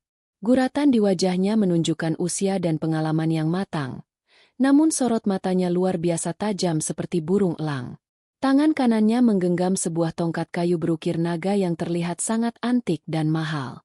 Beliau berdiri di sana, mengedarkan pandangannya ke seluruh penjuru dapur yang berantakan. Di belakang pria berwibawa itu, Rina muncul dengan wajah pucat dan napas terengah-engah. Ia mencoba tersenyum lagi, mencoba menarik perhatian pria parubaya itu dengan menyentuh lengan jasnya. "Bapak investor, maaf, dapur saya sedang sangat berantakan. Pembantu saya ini sangat ceroboh. Dia baru saja menjatuhkan air panas dan membuat kekacauan. Mari kita bicarakan soal kontrak miliaran rupiah itu di ruang depan saja Bapak," bujuk Rina dengan suara yang dibuat-buat memelas, menunjuk ke arahku dengan pandangan penuh rasa jijik. Namun, pria parubaya itu sama sekali tidak menoleh ke arah Rina. Beliau menepis pelan tangan Rina dari lengan jasnya dengan gerakan yang sangat dingin dan merendahkan. Matanya yang tajam baklang itu terus menyapu lantai dapur, hingga akhirnya, tatapan beliau berhenti tepat di tubuhku. Di tubuhku yang sedang meringkuk menyedihkan, basah kuyup oleh keringat dan air mata, dengan lengan kanan yang melepuh memerah mengerikan, terkapar tidak berdaya di antara puing-puing adonan dan genangan air tumpah. Detik itu juga, waktu rasanya benar-benar berhenti. Udara di dapur ini seakan tersedot habis. Pria parubaya yang memancarkan aura kekayaan dan kekuasaan absolut itu terdiam mematung. Matanya membelalak lebar, menatap wajahku yang pucat pasi menahan sakit. Tongkat kayu antik yang sedari tadi digenggamnya dengan gagah, tiba-tiba terlepas dari tangannya. Jatuh berdebu menghantam lantai marmer dengan suara keras yang mengejutkan semua orang. Beliau melangkah maju, menerobos masuk ke dalam dapur tanpa mempedulikan sepatu kulit mahalnya menginjak adonan lengket dan genangan air kotor. Napasnya terdengar memburu. Dadanya naik turun dengan hebat. Rina yang melihat hal itu semakin panik. "Bapak, jangan ke sana Bapak. Lantai itu kotor dan lengket." Teriak Rina mencoba menahan langkah pria itu. Tetapi pria itu mengabaikan segalanya. Ia berjalan tergesa-gesa, nyaris berlari menghampiriku. Setibanya tepat di depanku, hal yang terjadi selanjutnya adalah sebuah pemandangan yang sama sekali tidak masuk akal. Sebuah kejadian gila yang akan menghancurkan kesombongan Rina hingga ke akar-akarnya seumur hidupnya. Pria miliarder yang dihormati banyak orang itu, pria yang datang dengan pengawal berjas hitam itu, tiba-tiba menjatuhkan kedua lututnya ke atas lantai basah tepat di samping tubuhku. Celana jas mahalnya kotor seketika. Namun ia sama sekali tidak peduli.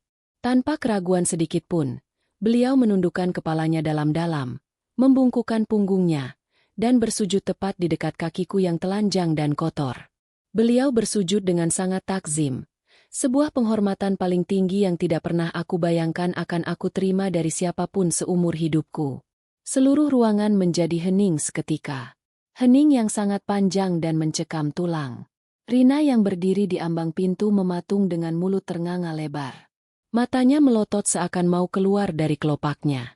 Ia tidak bisa bernapas melihat pemandangan tidak masuk akal di depan matanya.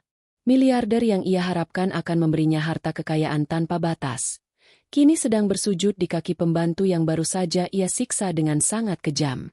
Perlahan-lahan, pria parubaya itu mengangkat wajahnya. Matanya yang tajam itu kini berkaca-kaca, dipenuhi oleh genangan air mata yang siap tumpah. Ia menatapku dengan tatapan yang sangat dalam. Tatapan yang seketika membangkitkan sebuah ingatan samar di kepalaku yang sedang pusing hebat. Aku memicingkan mataku, mencoba mengenali wajah berwibawa itu dari balik kabut rasa sakitku. Ya Allah! Garis wajah itu. Sorot mata itu. Aku sangat mengenalnya. Itu adalah dia. Bapak tua lusuh yang kelaparan. Bapak tua kedinginan yang kehujanan di depan pagar rumahku malam itu. Bapak tua yang memakan sebungkus nasi dan ayam goreng dari sisa uang Rp20.000 terakhirku di kota Kediri ini. Nyonya Naya. Suara pria itu terdengar sangat berat, parau, dan bergetar menahan tangis yang mendalam. Maafkan saya. Maafkan saya karena saya datang sangat terlambat. Aku hanya bisa menatapnya dengan bibir bergetar. Tidak mampu mengucapkan sepatah kata pun. Rasa perih di lenganku membuatku kembali meringis. Memejamkan mata menahan sakit yang luar biasa membakar. Melihatku kesakitan dan melihat luka bakar yang mengerikan di lengan kananku. Rahang pria itu seketika mengeras. Rahangnya bergemeretak menahan amarah yang teramat sangat besar. Ia menoleh ke belakang, menatap Rina dengan pandangan yang penuh dengan kilatan niat membunuh. Pandangan tajam yang membuat Rina seketika melangkah mundur dengan tubuh gemetar hebat ketakutan. Malam itu, di tengah hujan badai yang nyaris merenggut nyawa saya, lanjut pria itu kembali menatapku. Suaranya kini menggema tegas memenuhi seluruh penjuru rumah. Saat semua orang membuang muka, saat keluarga saya sendiri mengkhianati dan membuang saya ke jalanan, Nyonya Nayamu lah satu-satunya manusia yang berani mengulurkan tangan. Nasi hangat dan ayam goreng yang Nyonya berikan malam itu, bukan hanya menyelamatkan perut saya dari kelaparan, tetapi Nyonya telah mengembalikan nyawa saya dan keyakinan saya kepada manusia. Nyonya memberikan seluruh hartamu yang tersisa untuk orang asing yang menjijikkan seperti saya. Pria itu meraih tangan kiriku yang dingin dengan kedua tangannya yang hangat dan besar. Ia menggenggamnya dengan sangat lembut dan penuh dengan penghormatan mendalam. Mulai hari ini, detik ini juga, ucap pria miliarder itu dengan lantang, memastikan setiap kata-katanya terdengar jelas oleh telinga Rina dan memantul di seluruh isi rumah ini. Seluruh aset perusahaan saya, seluruh kekayaan saya, dan seluruh nyawa saya, ada di bawah kendalimu, Nyonya Naya. Tidak akan ada satu manusia pun di dunia ini yang berani menyentuh sehelai rambutmu lagi, atau mereka harus berhadapan dengan kehancuran dari tangan saya sendiri. Kata-kata itu meledak seperti bom atom di dalam dapur sempit kami. Aku terisak hebat. Tangisan syukur yang meledak dari dasar jiwa terdalam. Keputusasaan yang sedari tadi mencekik leherku, menguap tidak bersisa digantikan oleh pertolongan Allah yang datang dengan cara paling spektakuler yang pernah ada. Di sudut mataku, melalui air mata yang menggenang, aku melihat Rina. Lututnya akhirnya menyerah. Perempuan sombong itu jatuh terduduk ke lantai marmer dengan wajah sepucat mayat hidup. Seluruh tubuhnya bergetar hebat tidak terkendali. Kiamat dunianya baru saja dimulai, dan ia tahu betul, tidak akan ada satupun jalan keluar baginya kali ini. Udara di dalam dapur yang tadinya terasa sepanas bara api, seketika membeku oleh aura kekuasaan yang dibawa oleh pria parubaya di hadapanku ini. Tangan besarnya yang hangat masih menggenggam erat tangan kiriku yang gemetar kedinginan menahan syok. Matanya yang berkaca-kaca memancarkan penyesalan yang begitu dalam. Seolah-olah luka bakar yang sedang menyiksa lengan kananku ini adalah kesalahannya. Padahal, beliau adalah malaikat penolong yang dikirimkan Allah tepat pada detik ketika nyawaku nyaris melayang dari ragaku. Pria yang menjuluki dirinya sebagai orang asing yang menjijikan malam itu, kini berdiri dengan segala kebesarannya. Beliau menoleh ke arah salah satu pengawal berjas hitam yang berdiri tegap di ambang pintu. Hubungi Direktur Rumah Sakit Bayangkara Kediri sekarang juga.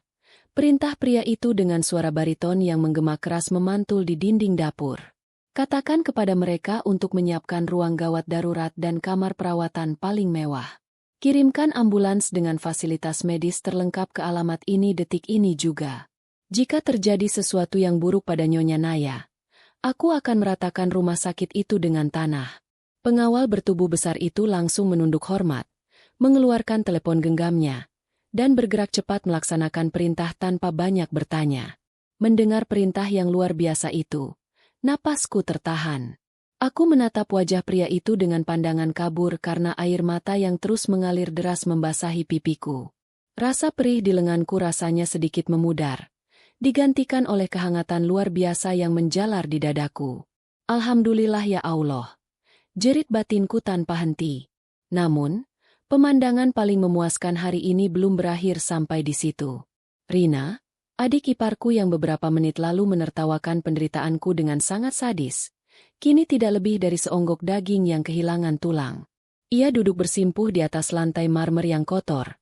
Wajahnya yang tadi dipenuhi riasan tebal kini pucat pasi, sepucat mayat yang kehabisan darah. Seluruh tubuhnya bergetar sangat hebat hingga gigi-giginya terdengar bergemeretak beradu satu sama lain. Kesombongannya yang setinggi langit gunung Klotok runtuh dan hancur lebur menjadi debu dalam sekejap mata. Bapak, suara Rina terdengar sangat parau dan bergetar hebat, memecah keheningan yang mencekam. Bapak pasti salah paham. Perempuan gembel ini, maksud saya, Naya, dia bukan orang baik Bapak. Dia cuma babu di rumah ini. Resep lapis jongkong itu adalah milik keluarga kami Bapak. Dia mencurinya dari saya. Bahkan di saat kiamat sudah berdiri tepat di depan matanya, Rina masih berusaha memutarbalikkan fakta dengan kelicikannya yang mendarah daging. Ia mencoba merangkak maju, mengulurkan tangannya yang dihiasi kuku palsu untuk menyentuh ujung sepatu kulit pria itu, berharap bisa mendapatkan sedikit saja simpati dari sang miliarder. Tetapi pria parubaya itu dengan sangat cepat menarik kakinya mundur. Seolah-olah Rina adalah kotoran paling menjijikan yang bisa menularkan penyakit mematikan. Matanya yang tajam menatap Rina dengan pandangan yang penuh dengan kilatan amarah dan rasa jijik yang luar biasa besar. Tutup mulutmu yang kotor itu, bentak pria itu dengan suara yang menggelegar hebat, membuat seisi rumah seakan bergetar. Kamu pikir saya ini orang tua bodoh yang bisa kamu tipu dengan air mata palsumu? Saya adalah Hendra Kusuma, pemilik tunggal jaringan restoran terbesar di negeri ini. Saya memiliki puluhan koki profesional yang bisa membedakan mana resep asli yang dibuat dengan penuh cinta, dan mana kebohongan murahan yang keluar dari mulut ular beracun sepertimu. Bapak Hendra, begitu nama aslinya, menunjuk tepat ke arah wajah Rina yang semakin memucat. Saya mendengar semuanya dari balik telepon tadi. Lanjut Bapak Hendra dengan nada yang semakin meninggi dan mengancam. Saya mendengar bagaimana lidah berbisamu menghina Nyonya Naya. Saya mendengar rencanamu yang busuk untuk merampas hak kepemilikannya. Dan yang paling membuat darah saya mendidih, saya melihat dengan mata kepala saya sendiri, bagaimana kamu menyiramkan air mendidih itu ke tubuh malaikat penyelamat saya ini. Kamu bukan manusia. Kamu adalah iblis betina yang tidak pantas menginjakan kaki di bumi Allah ini. Mendengar nama Allah disebut dengan penuh kemarahan oleh Bapak Hendra, Rina menangis histeris. Tangisannya bukan karena menyesali perbuatannya, melainkan karena ketakutan yang luar biasa besar membayangkan hukuman apa yang akan menimpanya. Ia bersujud-sujud di lantai, memukulkan kepalanya sendiri ke lantai marmer sambil terus meraung-raung meminta ampun. Tiba-tiba, suara langkah kaki yang diseret terdengar dari arah ruang tengah. Ibu mertuaku, Ibu Ningsih, muncul dengan wajah mengantuk dan rambut berantakan. Ia terbangun dari tidur siangnya karena keributan yang terjadi. Saat melihat ada banyak pria berjas hitam di dalam rumahnya, dan melihat putri kesayangannya menangis meraung-raung di lantai, matanya langsung melotot lebar. Sifat arogannya seketika muncul tanpa ampun. "Hei, siapa kalian ini?" teriak Ibu Ningsih dengan suara seraknya. "Berani-beraninya kalian masuk rumahku dan membuat keributan. Rina, anakku, bangun. Kenapa kamu bersujud-sujud di depan laki-laki asing ini? Dan kamu Naya, dasar perempuan pembawa sial. Drama apa lagi yang kamu buat pagi-pagi begini? Kenapa kamu tiduran di lantai kotor itu?" Ibu Ningsih melangkah maju dengan berkacak pinggang, bersiap untuk melontarkan sumpah serapah lebih banyak lagi ke arahku. Tetapi sebelum ia sempat mengucapkan satu patah kata pun lagi, dua orang pengawal berbadan besar langsung bergerak cepat menghalangi langkahnya. Mereka menatap Ibu Ningsih dengan pandangan dingin yang mematikan, membuat nyali perempuan tua itu seketika ciut. Bapak Hendra menoleh perlahan menatap Ibu Ningsih dari atas sampai bawah. Sebuah senyum sinis dan merendahkan terukir di bibirnya. "Jadi ini ibunya," ucap Bapak Hendra dengan nada yang sangat tajam dan mengiris hati. Pantas saja anak perempuannya memiliki kelakuan seperti iblis.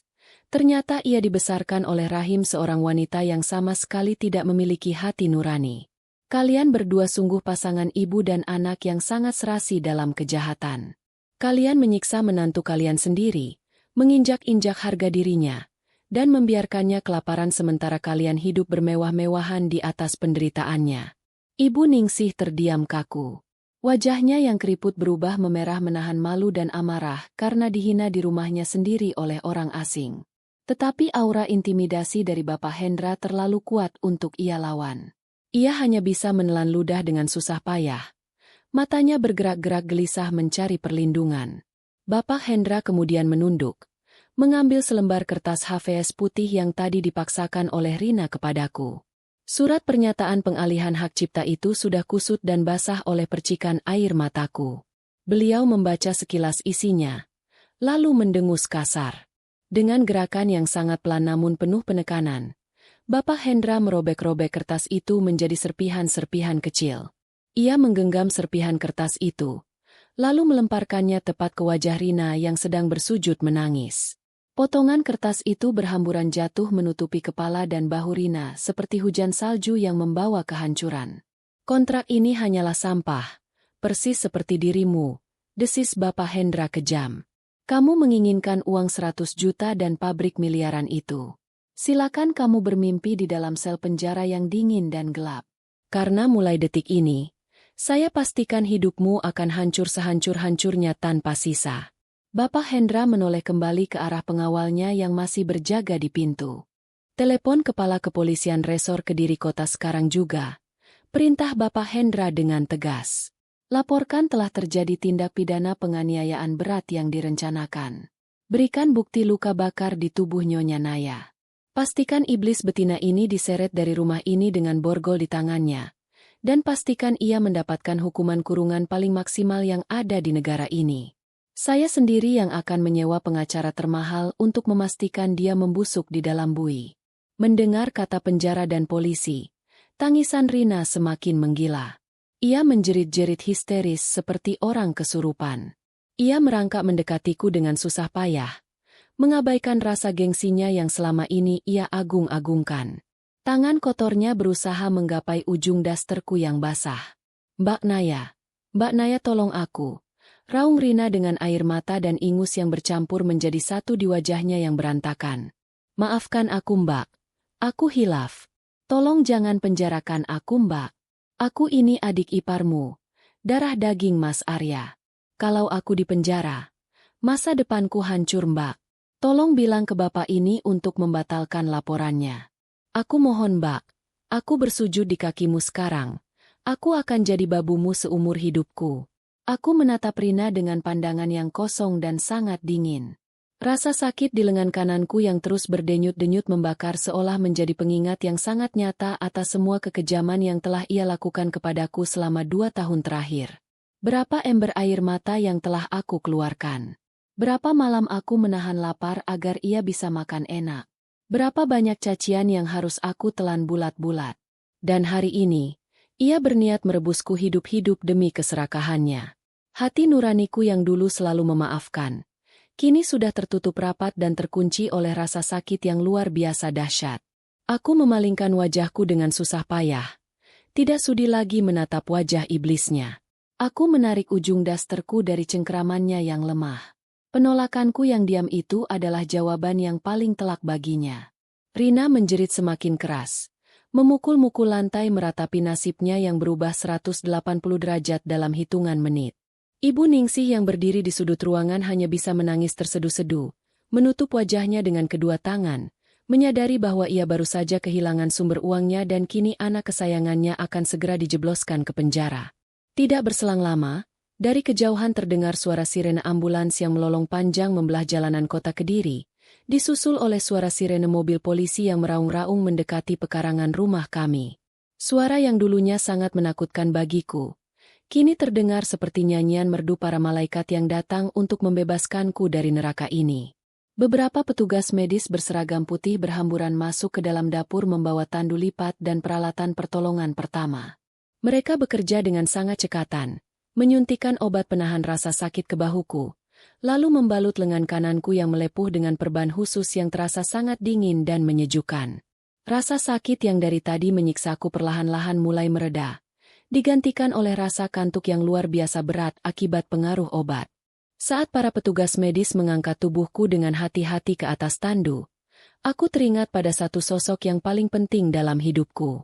Aku menahan tangan Bapak Hendra yang masih berdiri mengawasiku dengan penuh perhatian.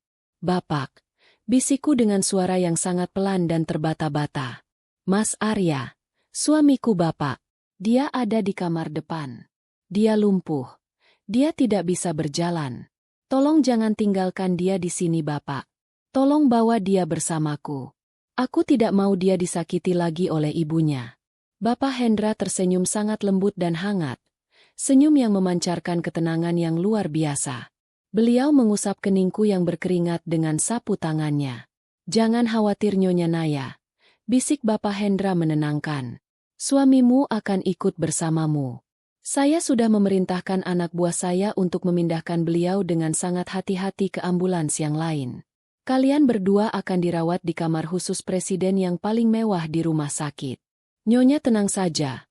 Mulai hari ini, tugas Nyonya hanyalah beristirahat dan memulihkan diri. Semua penderitaan ini sudah berakhir. Saya yang akan mengambil alih semuanya." Air mataku kembali menetes. Kali ini diiringi oleh senyuman yang sangat lebar dan tulus dari lubuk hatiku yang paling dalam.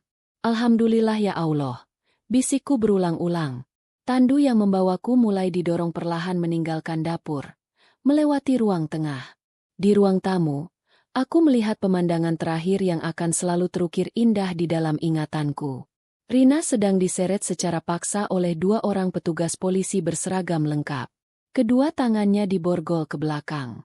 Ia menangis histeris, memberontak, dan meronta-ronta seperti orang gila, sementara para tetangga mulai berkerumun di depan pagar rumah, menonton kehancuran sang ratu kesombongan dengan tatapan mencemooh. Ibu Ningsih hanya bisa duduk lemas di kursi tamunya, meratapi nasib buruk yang menimpa keluarganya, tanpa ada satupun orang yang sudi menghiburnya. Saat tandu lipat itu melewati ambang pintu utama, sinar matahari pagi kota Kediri langsung menyapa wajahku dengan sangat hangat. Langit biru membentang luas tanpa awan sedikit pun, seolah-olah ikut merayakan kemenanganku. Angin sepoi-sepoi membelai rambutku, membawa pergi seluruh kenangan buruk dan rasa sakit yang selama ini membelengguku. Aku memejamkan mata dengan perasaan lega yang tidak terlukiskan oleh kata-kata. Roda nasib akhirnya berputar tepat pada waktunya, menghancurkan mereka yang zalim, dan mengangkat tinggi derajat mereka yang bersabar di jalan Allah. Namun, perjalanan hidupku yang sesungguhnya sebagai seorang nyonya besar baru saja akan dimulai. Aroma obat-obatan yang biasanya menusuk hidung dan menyempitkan dada, Entah mengapa hari ini terasa seperti embusan angin surga yang menenangkan jiwaku. Perlahan-lahan, aku membuka kedua kelopak mataku yang terasa sangat berat. Cahaya lampu kristal yang berpendar lembut menyapa pandanganku. Aku mengerjapkan mata beberapa kali, berusaha mengumpulkan kembali kepingan kesadaranku yang sempat terbang terbawa oleh pengaruh obat bius yang sangat kuat. Saat pandanganku mulai jernih, aku menyadari bahwa aku tidak lagi berada di dapur neraka yang pengap dan berbau anyir darah itu. Aku sedang berbaring di atas sebuah ranjang pasien yang luar biasa empuk, berselimutkan kain tebal berwarna putih bersih yang sangat wangi. Ruangan ini sangat luas, jauh lebih besar dari ruang tamu rumah ibu mertuaku. Dindingnya dilapisi kertas dinding berwarna krem yang elegan, dilengkapi dengan sofa kulit mewah, televisi layar datar berukuran raksasa, dan sebuah jendela kaca besar yang menyajikan pemandangan hiruk-pikuk kota Kediri dari ketinggian. Ini adalah kamar perawatan kelas presiden di Rumah Sakit Bayangkara Kediri. Sebuah tempat yang jangankan untuk menginap, sekadar bermimpi untuk menginjakan kaki di lobi rumah sakit ini saja dulu aku tidak berani karena tidak memiliki sepeser pun uang di sakuku. Nyonya Naya, syukurlah Nyonya sudah sadar. Terdengar sebuah suara bariton yang sangat hangat dan familiar dari arah sisi kanan ranjangku. Aku menoleh dengan gerakan pelan agar lengan kananku tidak terlalu terguncang. Bapak Hendra Kusuma, sang miliarder penolongku, sedang duduk di sebuah kursi berlengan dengan senyum kelegaan yang luar biasa tulus. Beliau langsung berdiri dan menekan tombol panggilan perawat. Lalu kembali menatapku dengan sorot mata keayahan yang membuat hatiku gerimis oleh rasa haru. Bapak. Suaraku terdengar sangat serak dan pelan. Mas Arya, di mana suamiku Bapak? Apakah dia baik-baik saja? Belum sempat Bapak Hendra menjawab pertanyaanku. Pintu geser yang menghubungkan kamarku dengan ruangan sebelah perlahan terbuka. Jantungku seketika berdebar kencang, memompa darah dengan sangat cepat. Dua orang perawat berseragam putih bersih mendorong sebuah kursi roda elektrik yang sangat canggih dan terlihat sangat mahal masuk ke dalam ruanganku. Dan di atas kursi roda itu, duduklah laki-laki yang menjadi alasan nafasku masih berhembus sampai detik ini. Mas Arya, suamiku tercinta. Mas Arya mengenakan pakaian rumah sakit Piyama Sutra yang sangat bersih.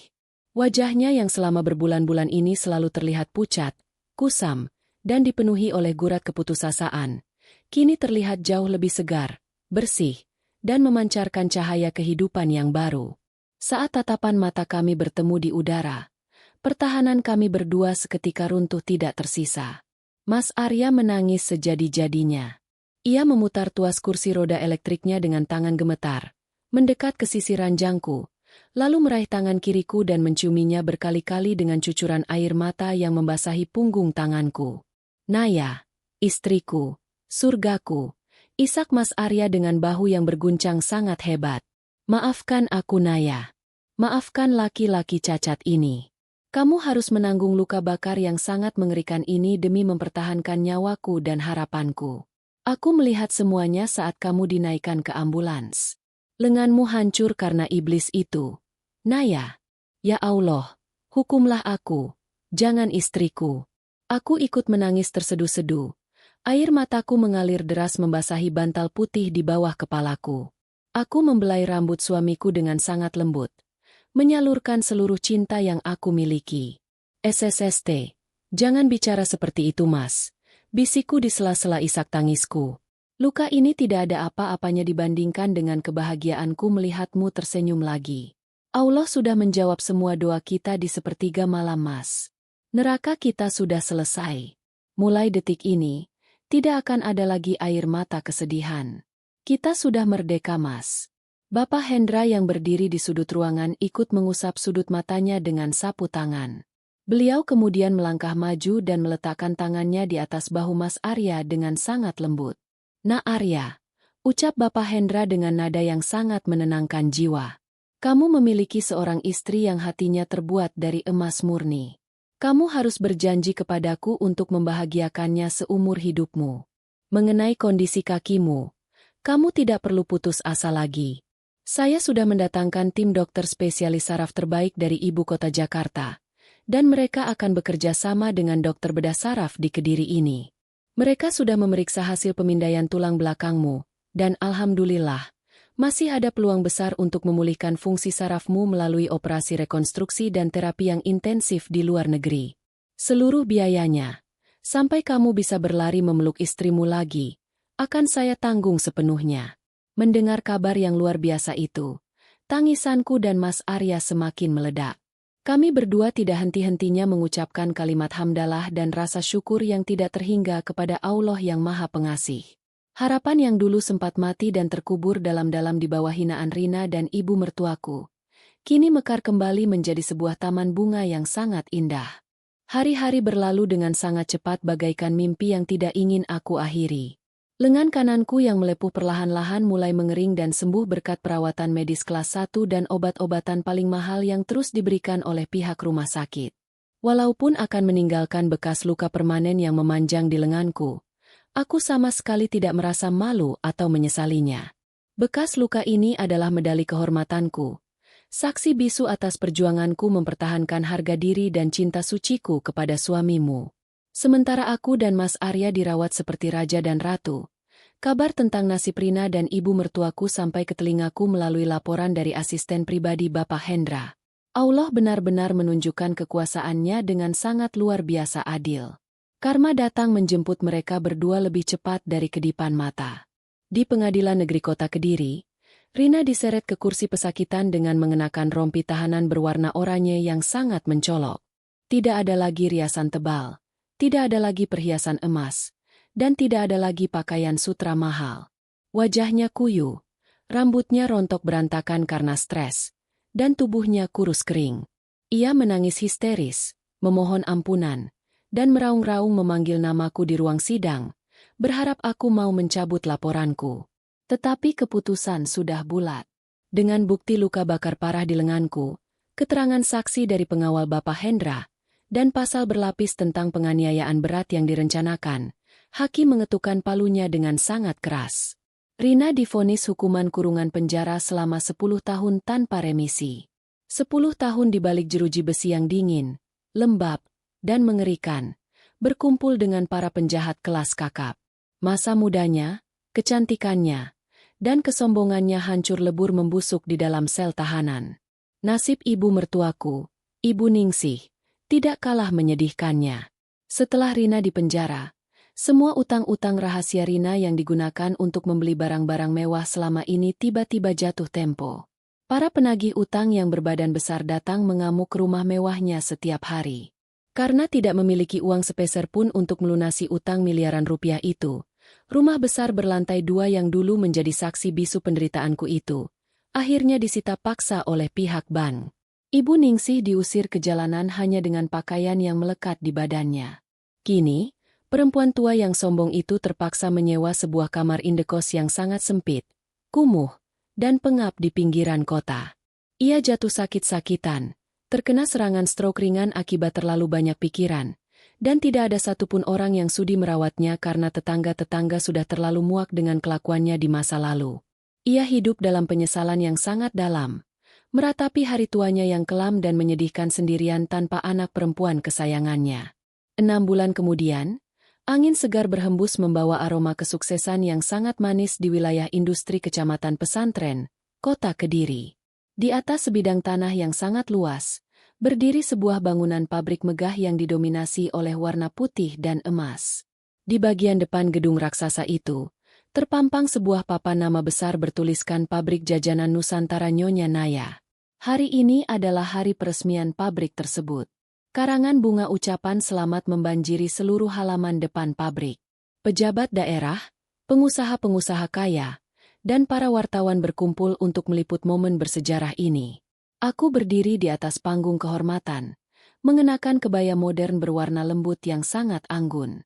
Lengan kananku tertutup rapi oleh lengan kebaya, namun aku berdiri dengan kepala tegak, memancarkan kepercayaan diri yang tidak pernah aku miliki sebelumnya. Di sampingku, duduk suamiku tercinta, Mas Arya.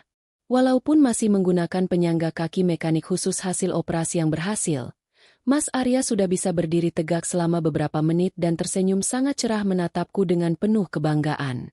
Bapak Hendra Kusuma berdiri di sisi kiriku, menyerahkan sebuah replika kunci emas raksasa kepadaku sebagai simbol penyerahan kendali penuh atas perusahaan bernilai miliaran rupiah ini. Suara tepuk tangan yang luar biasa riuh menggema memecah udara siang itu. Aku meraih mikrofon yang disediakan, menatap ribuan pasang mata yang memandangku dengan penuh kekaguman. Air mataku kembali menetes, tetapi kali ini adalah air mata kebahagiaan yang tidak terhingga. Perjalanan hidupku membuktikan satu hal. Ucapku dengan suara yang lantang, bergetar, namun sangat berwibawa. Jangan pernah menyerah pada kejamnya takdir, dan jangan pernah berhenti berbuat baik sekecil apapun itu, meskipun kepada orang yang tidak kita kenal sama sekali. Karena kita tidak akan pernah tahu, dari tangan siapa Allah akan mengirimkan keajaibannya untuk mengangkat derajat hidupmu. Dendam dan keserakahan hanya akan membawa kita ke dasar jurang kehancuran, tetapi keikhlasan dan pengorbanan yang tulus akan membuka pintu-pintu surga yang tidak pernah terbayangkan sebelumnya. Aku menoleh menatap Mas Arya, menggenggam tangannya dengan sangat erat, lalu mencium punggung tangannya di hadapan semua orang. Mas Arya membalas genggamanku, mengusap air mata di pipiku dengan senyuman paling tampan yang pernah aku lihat seumur hidupku. Kami berdua telah melewati ujian paling berat. Melewati api penderitaan yang nyaris membakar kami menjadi abu. Dan kini, dari sisa-sisa abu itu, kami bangkit menjadi sesuatu yang jauh lebih kuat, lebih indah, dan tidak akan pernah bisa dihancurkan lagi oleh siapapun. Penderitaan sunyi di bawah langit kota Kediri telah berakhir selamanya, digantikan oleh cahaya kemuliaan yang akan terus bersinar menerangi setiap langkah kami di masa depan.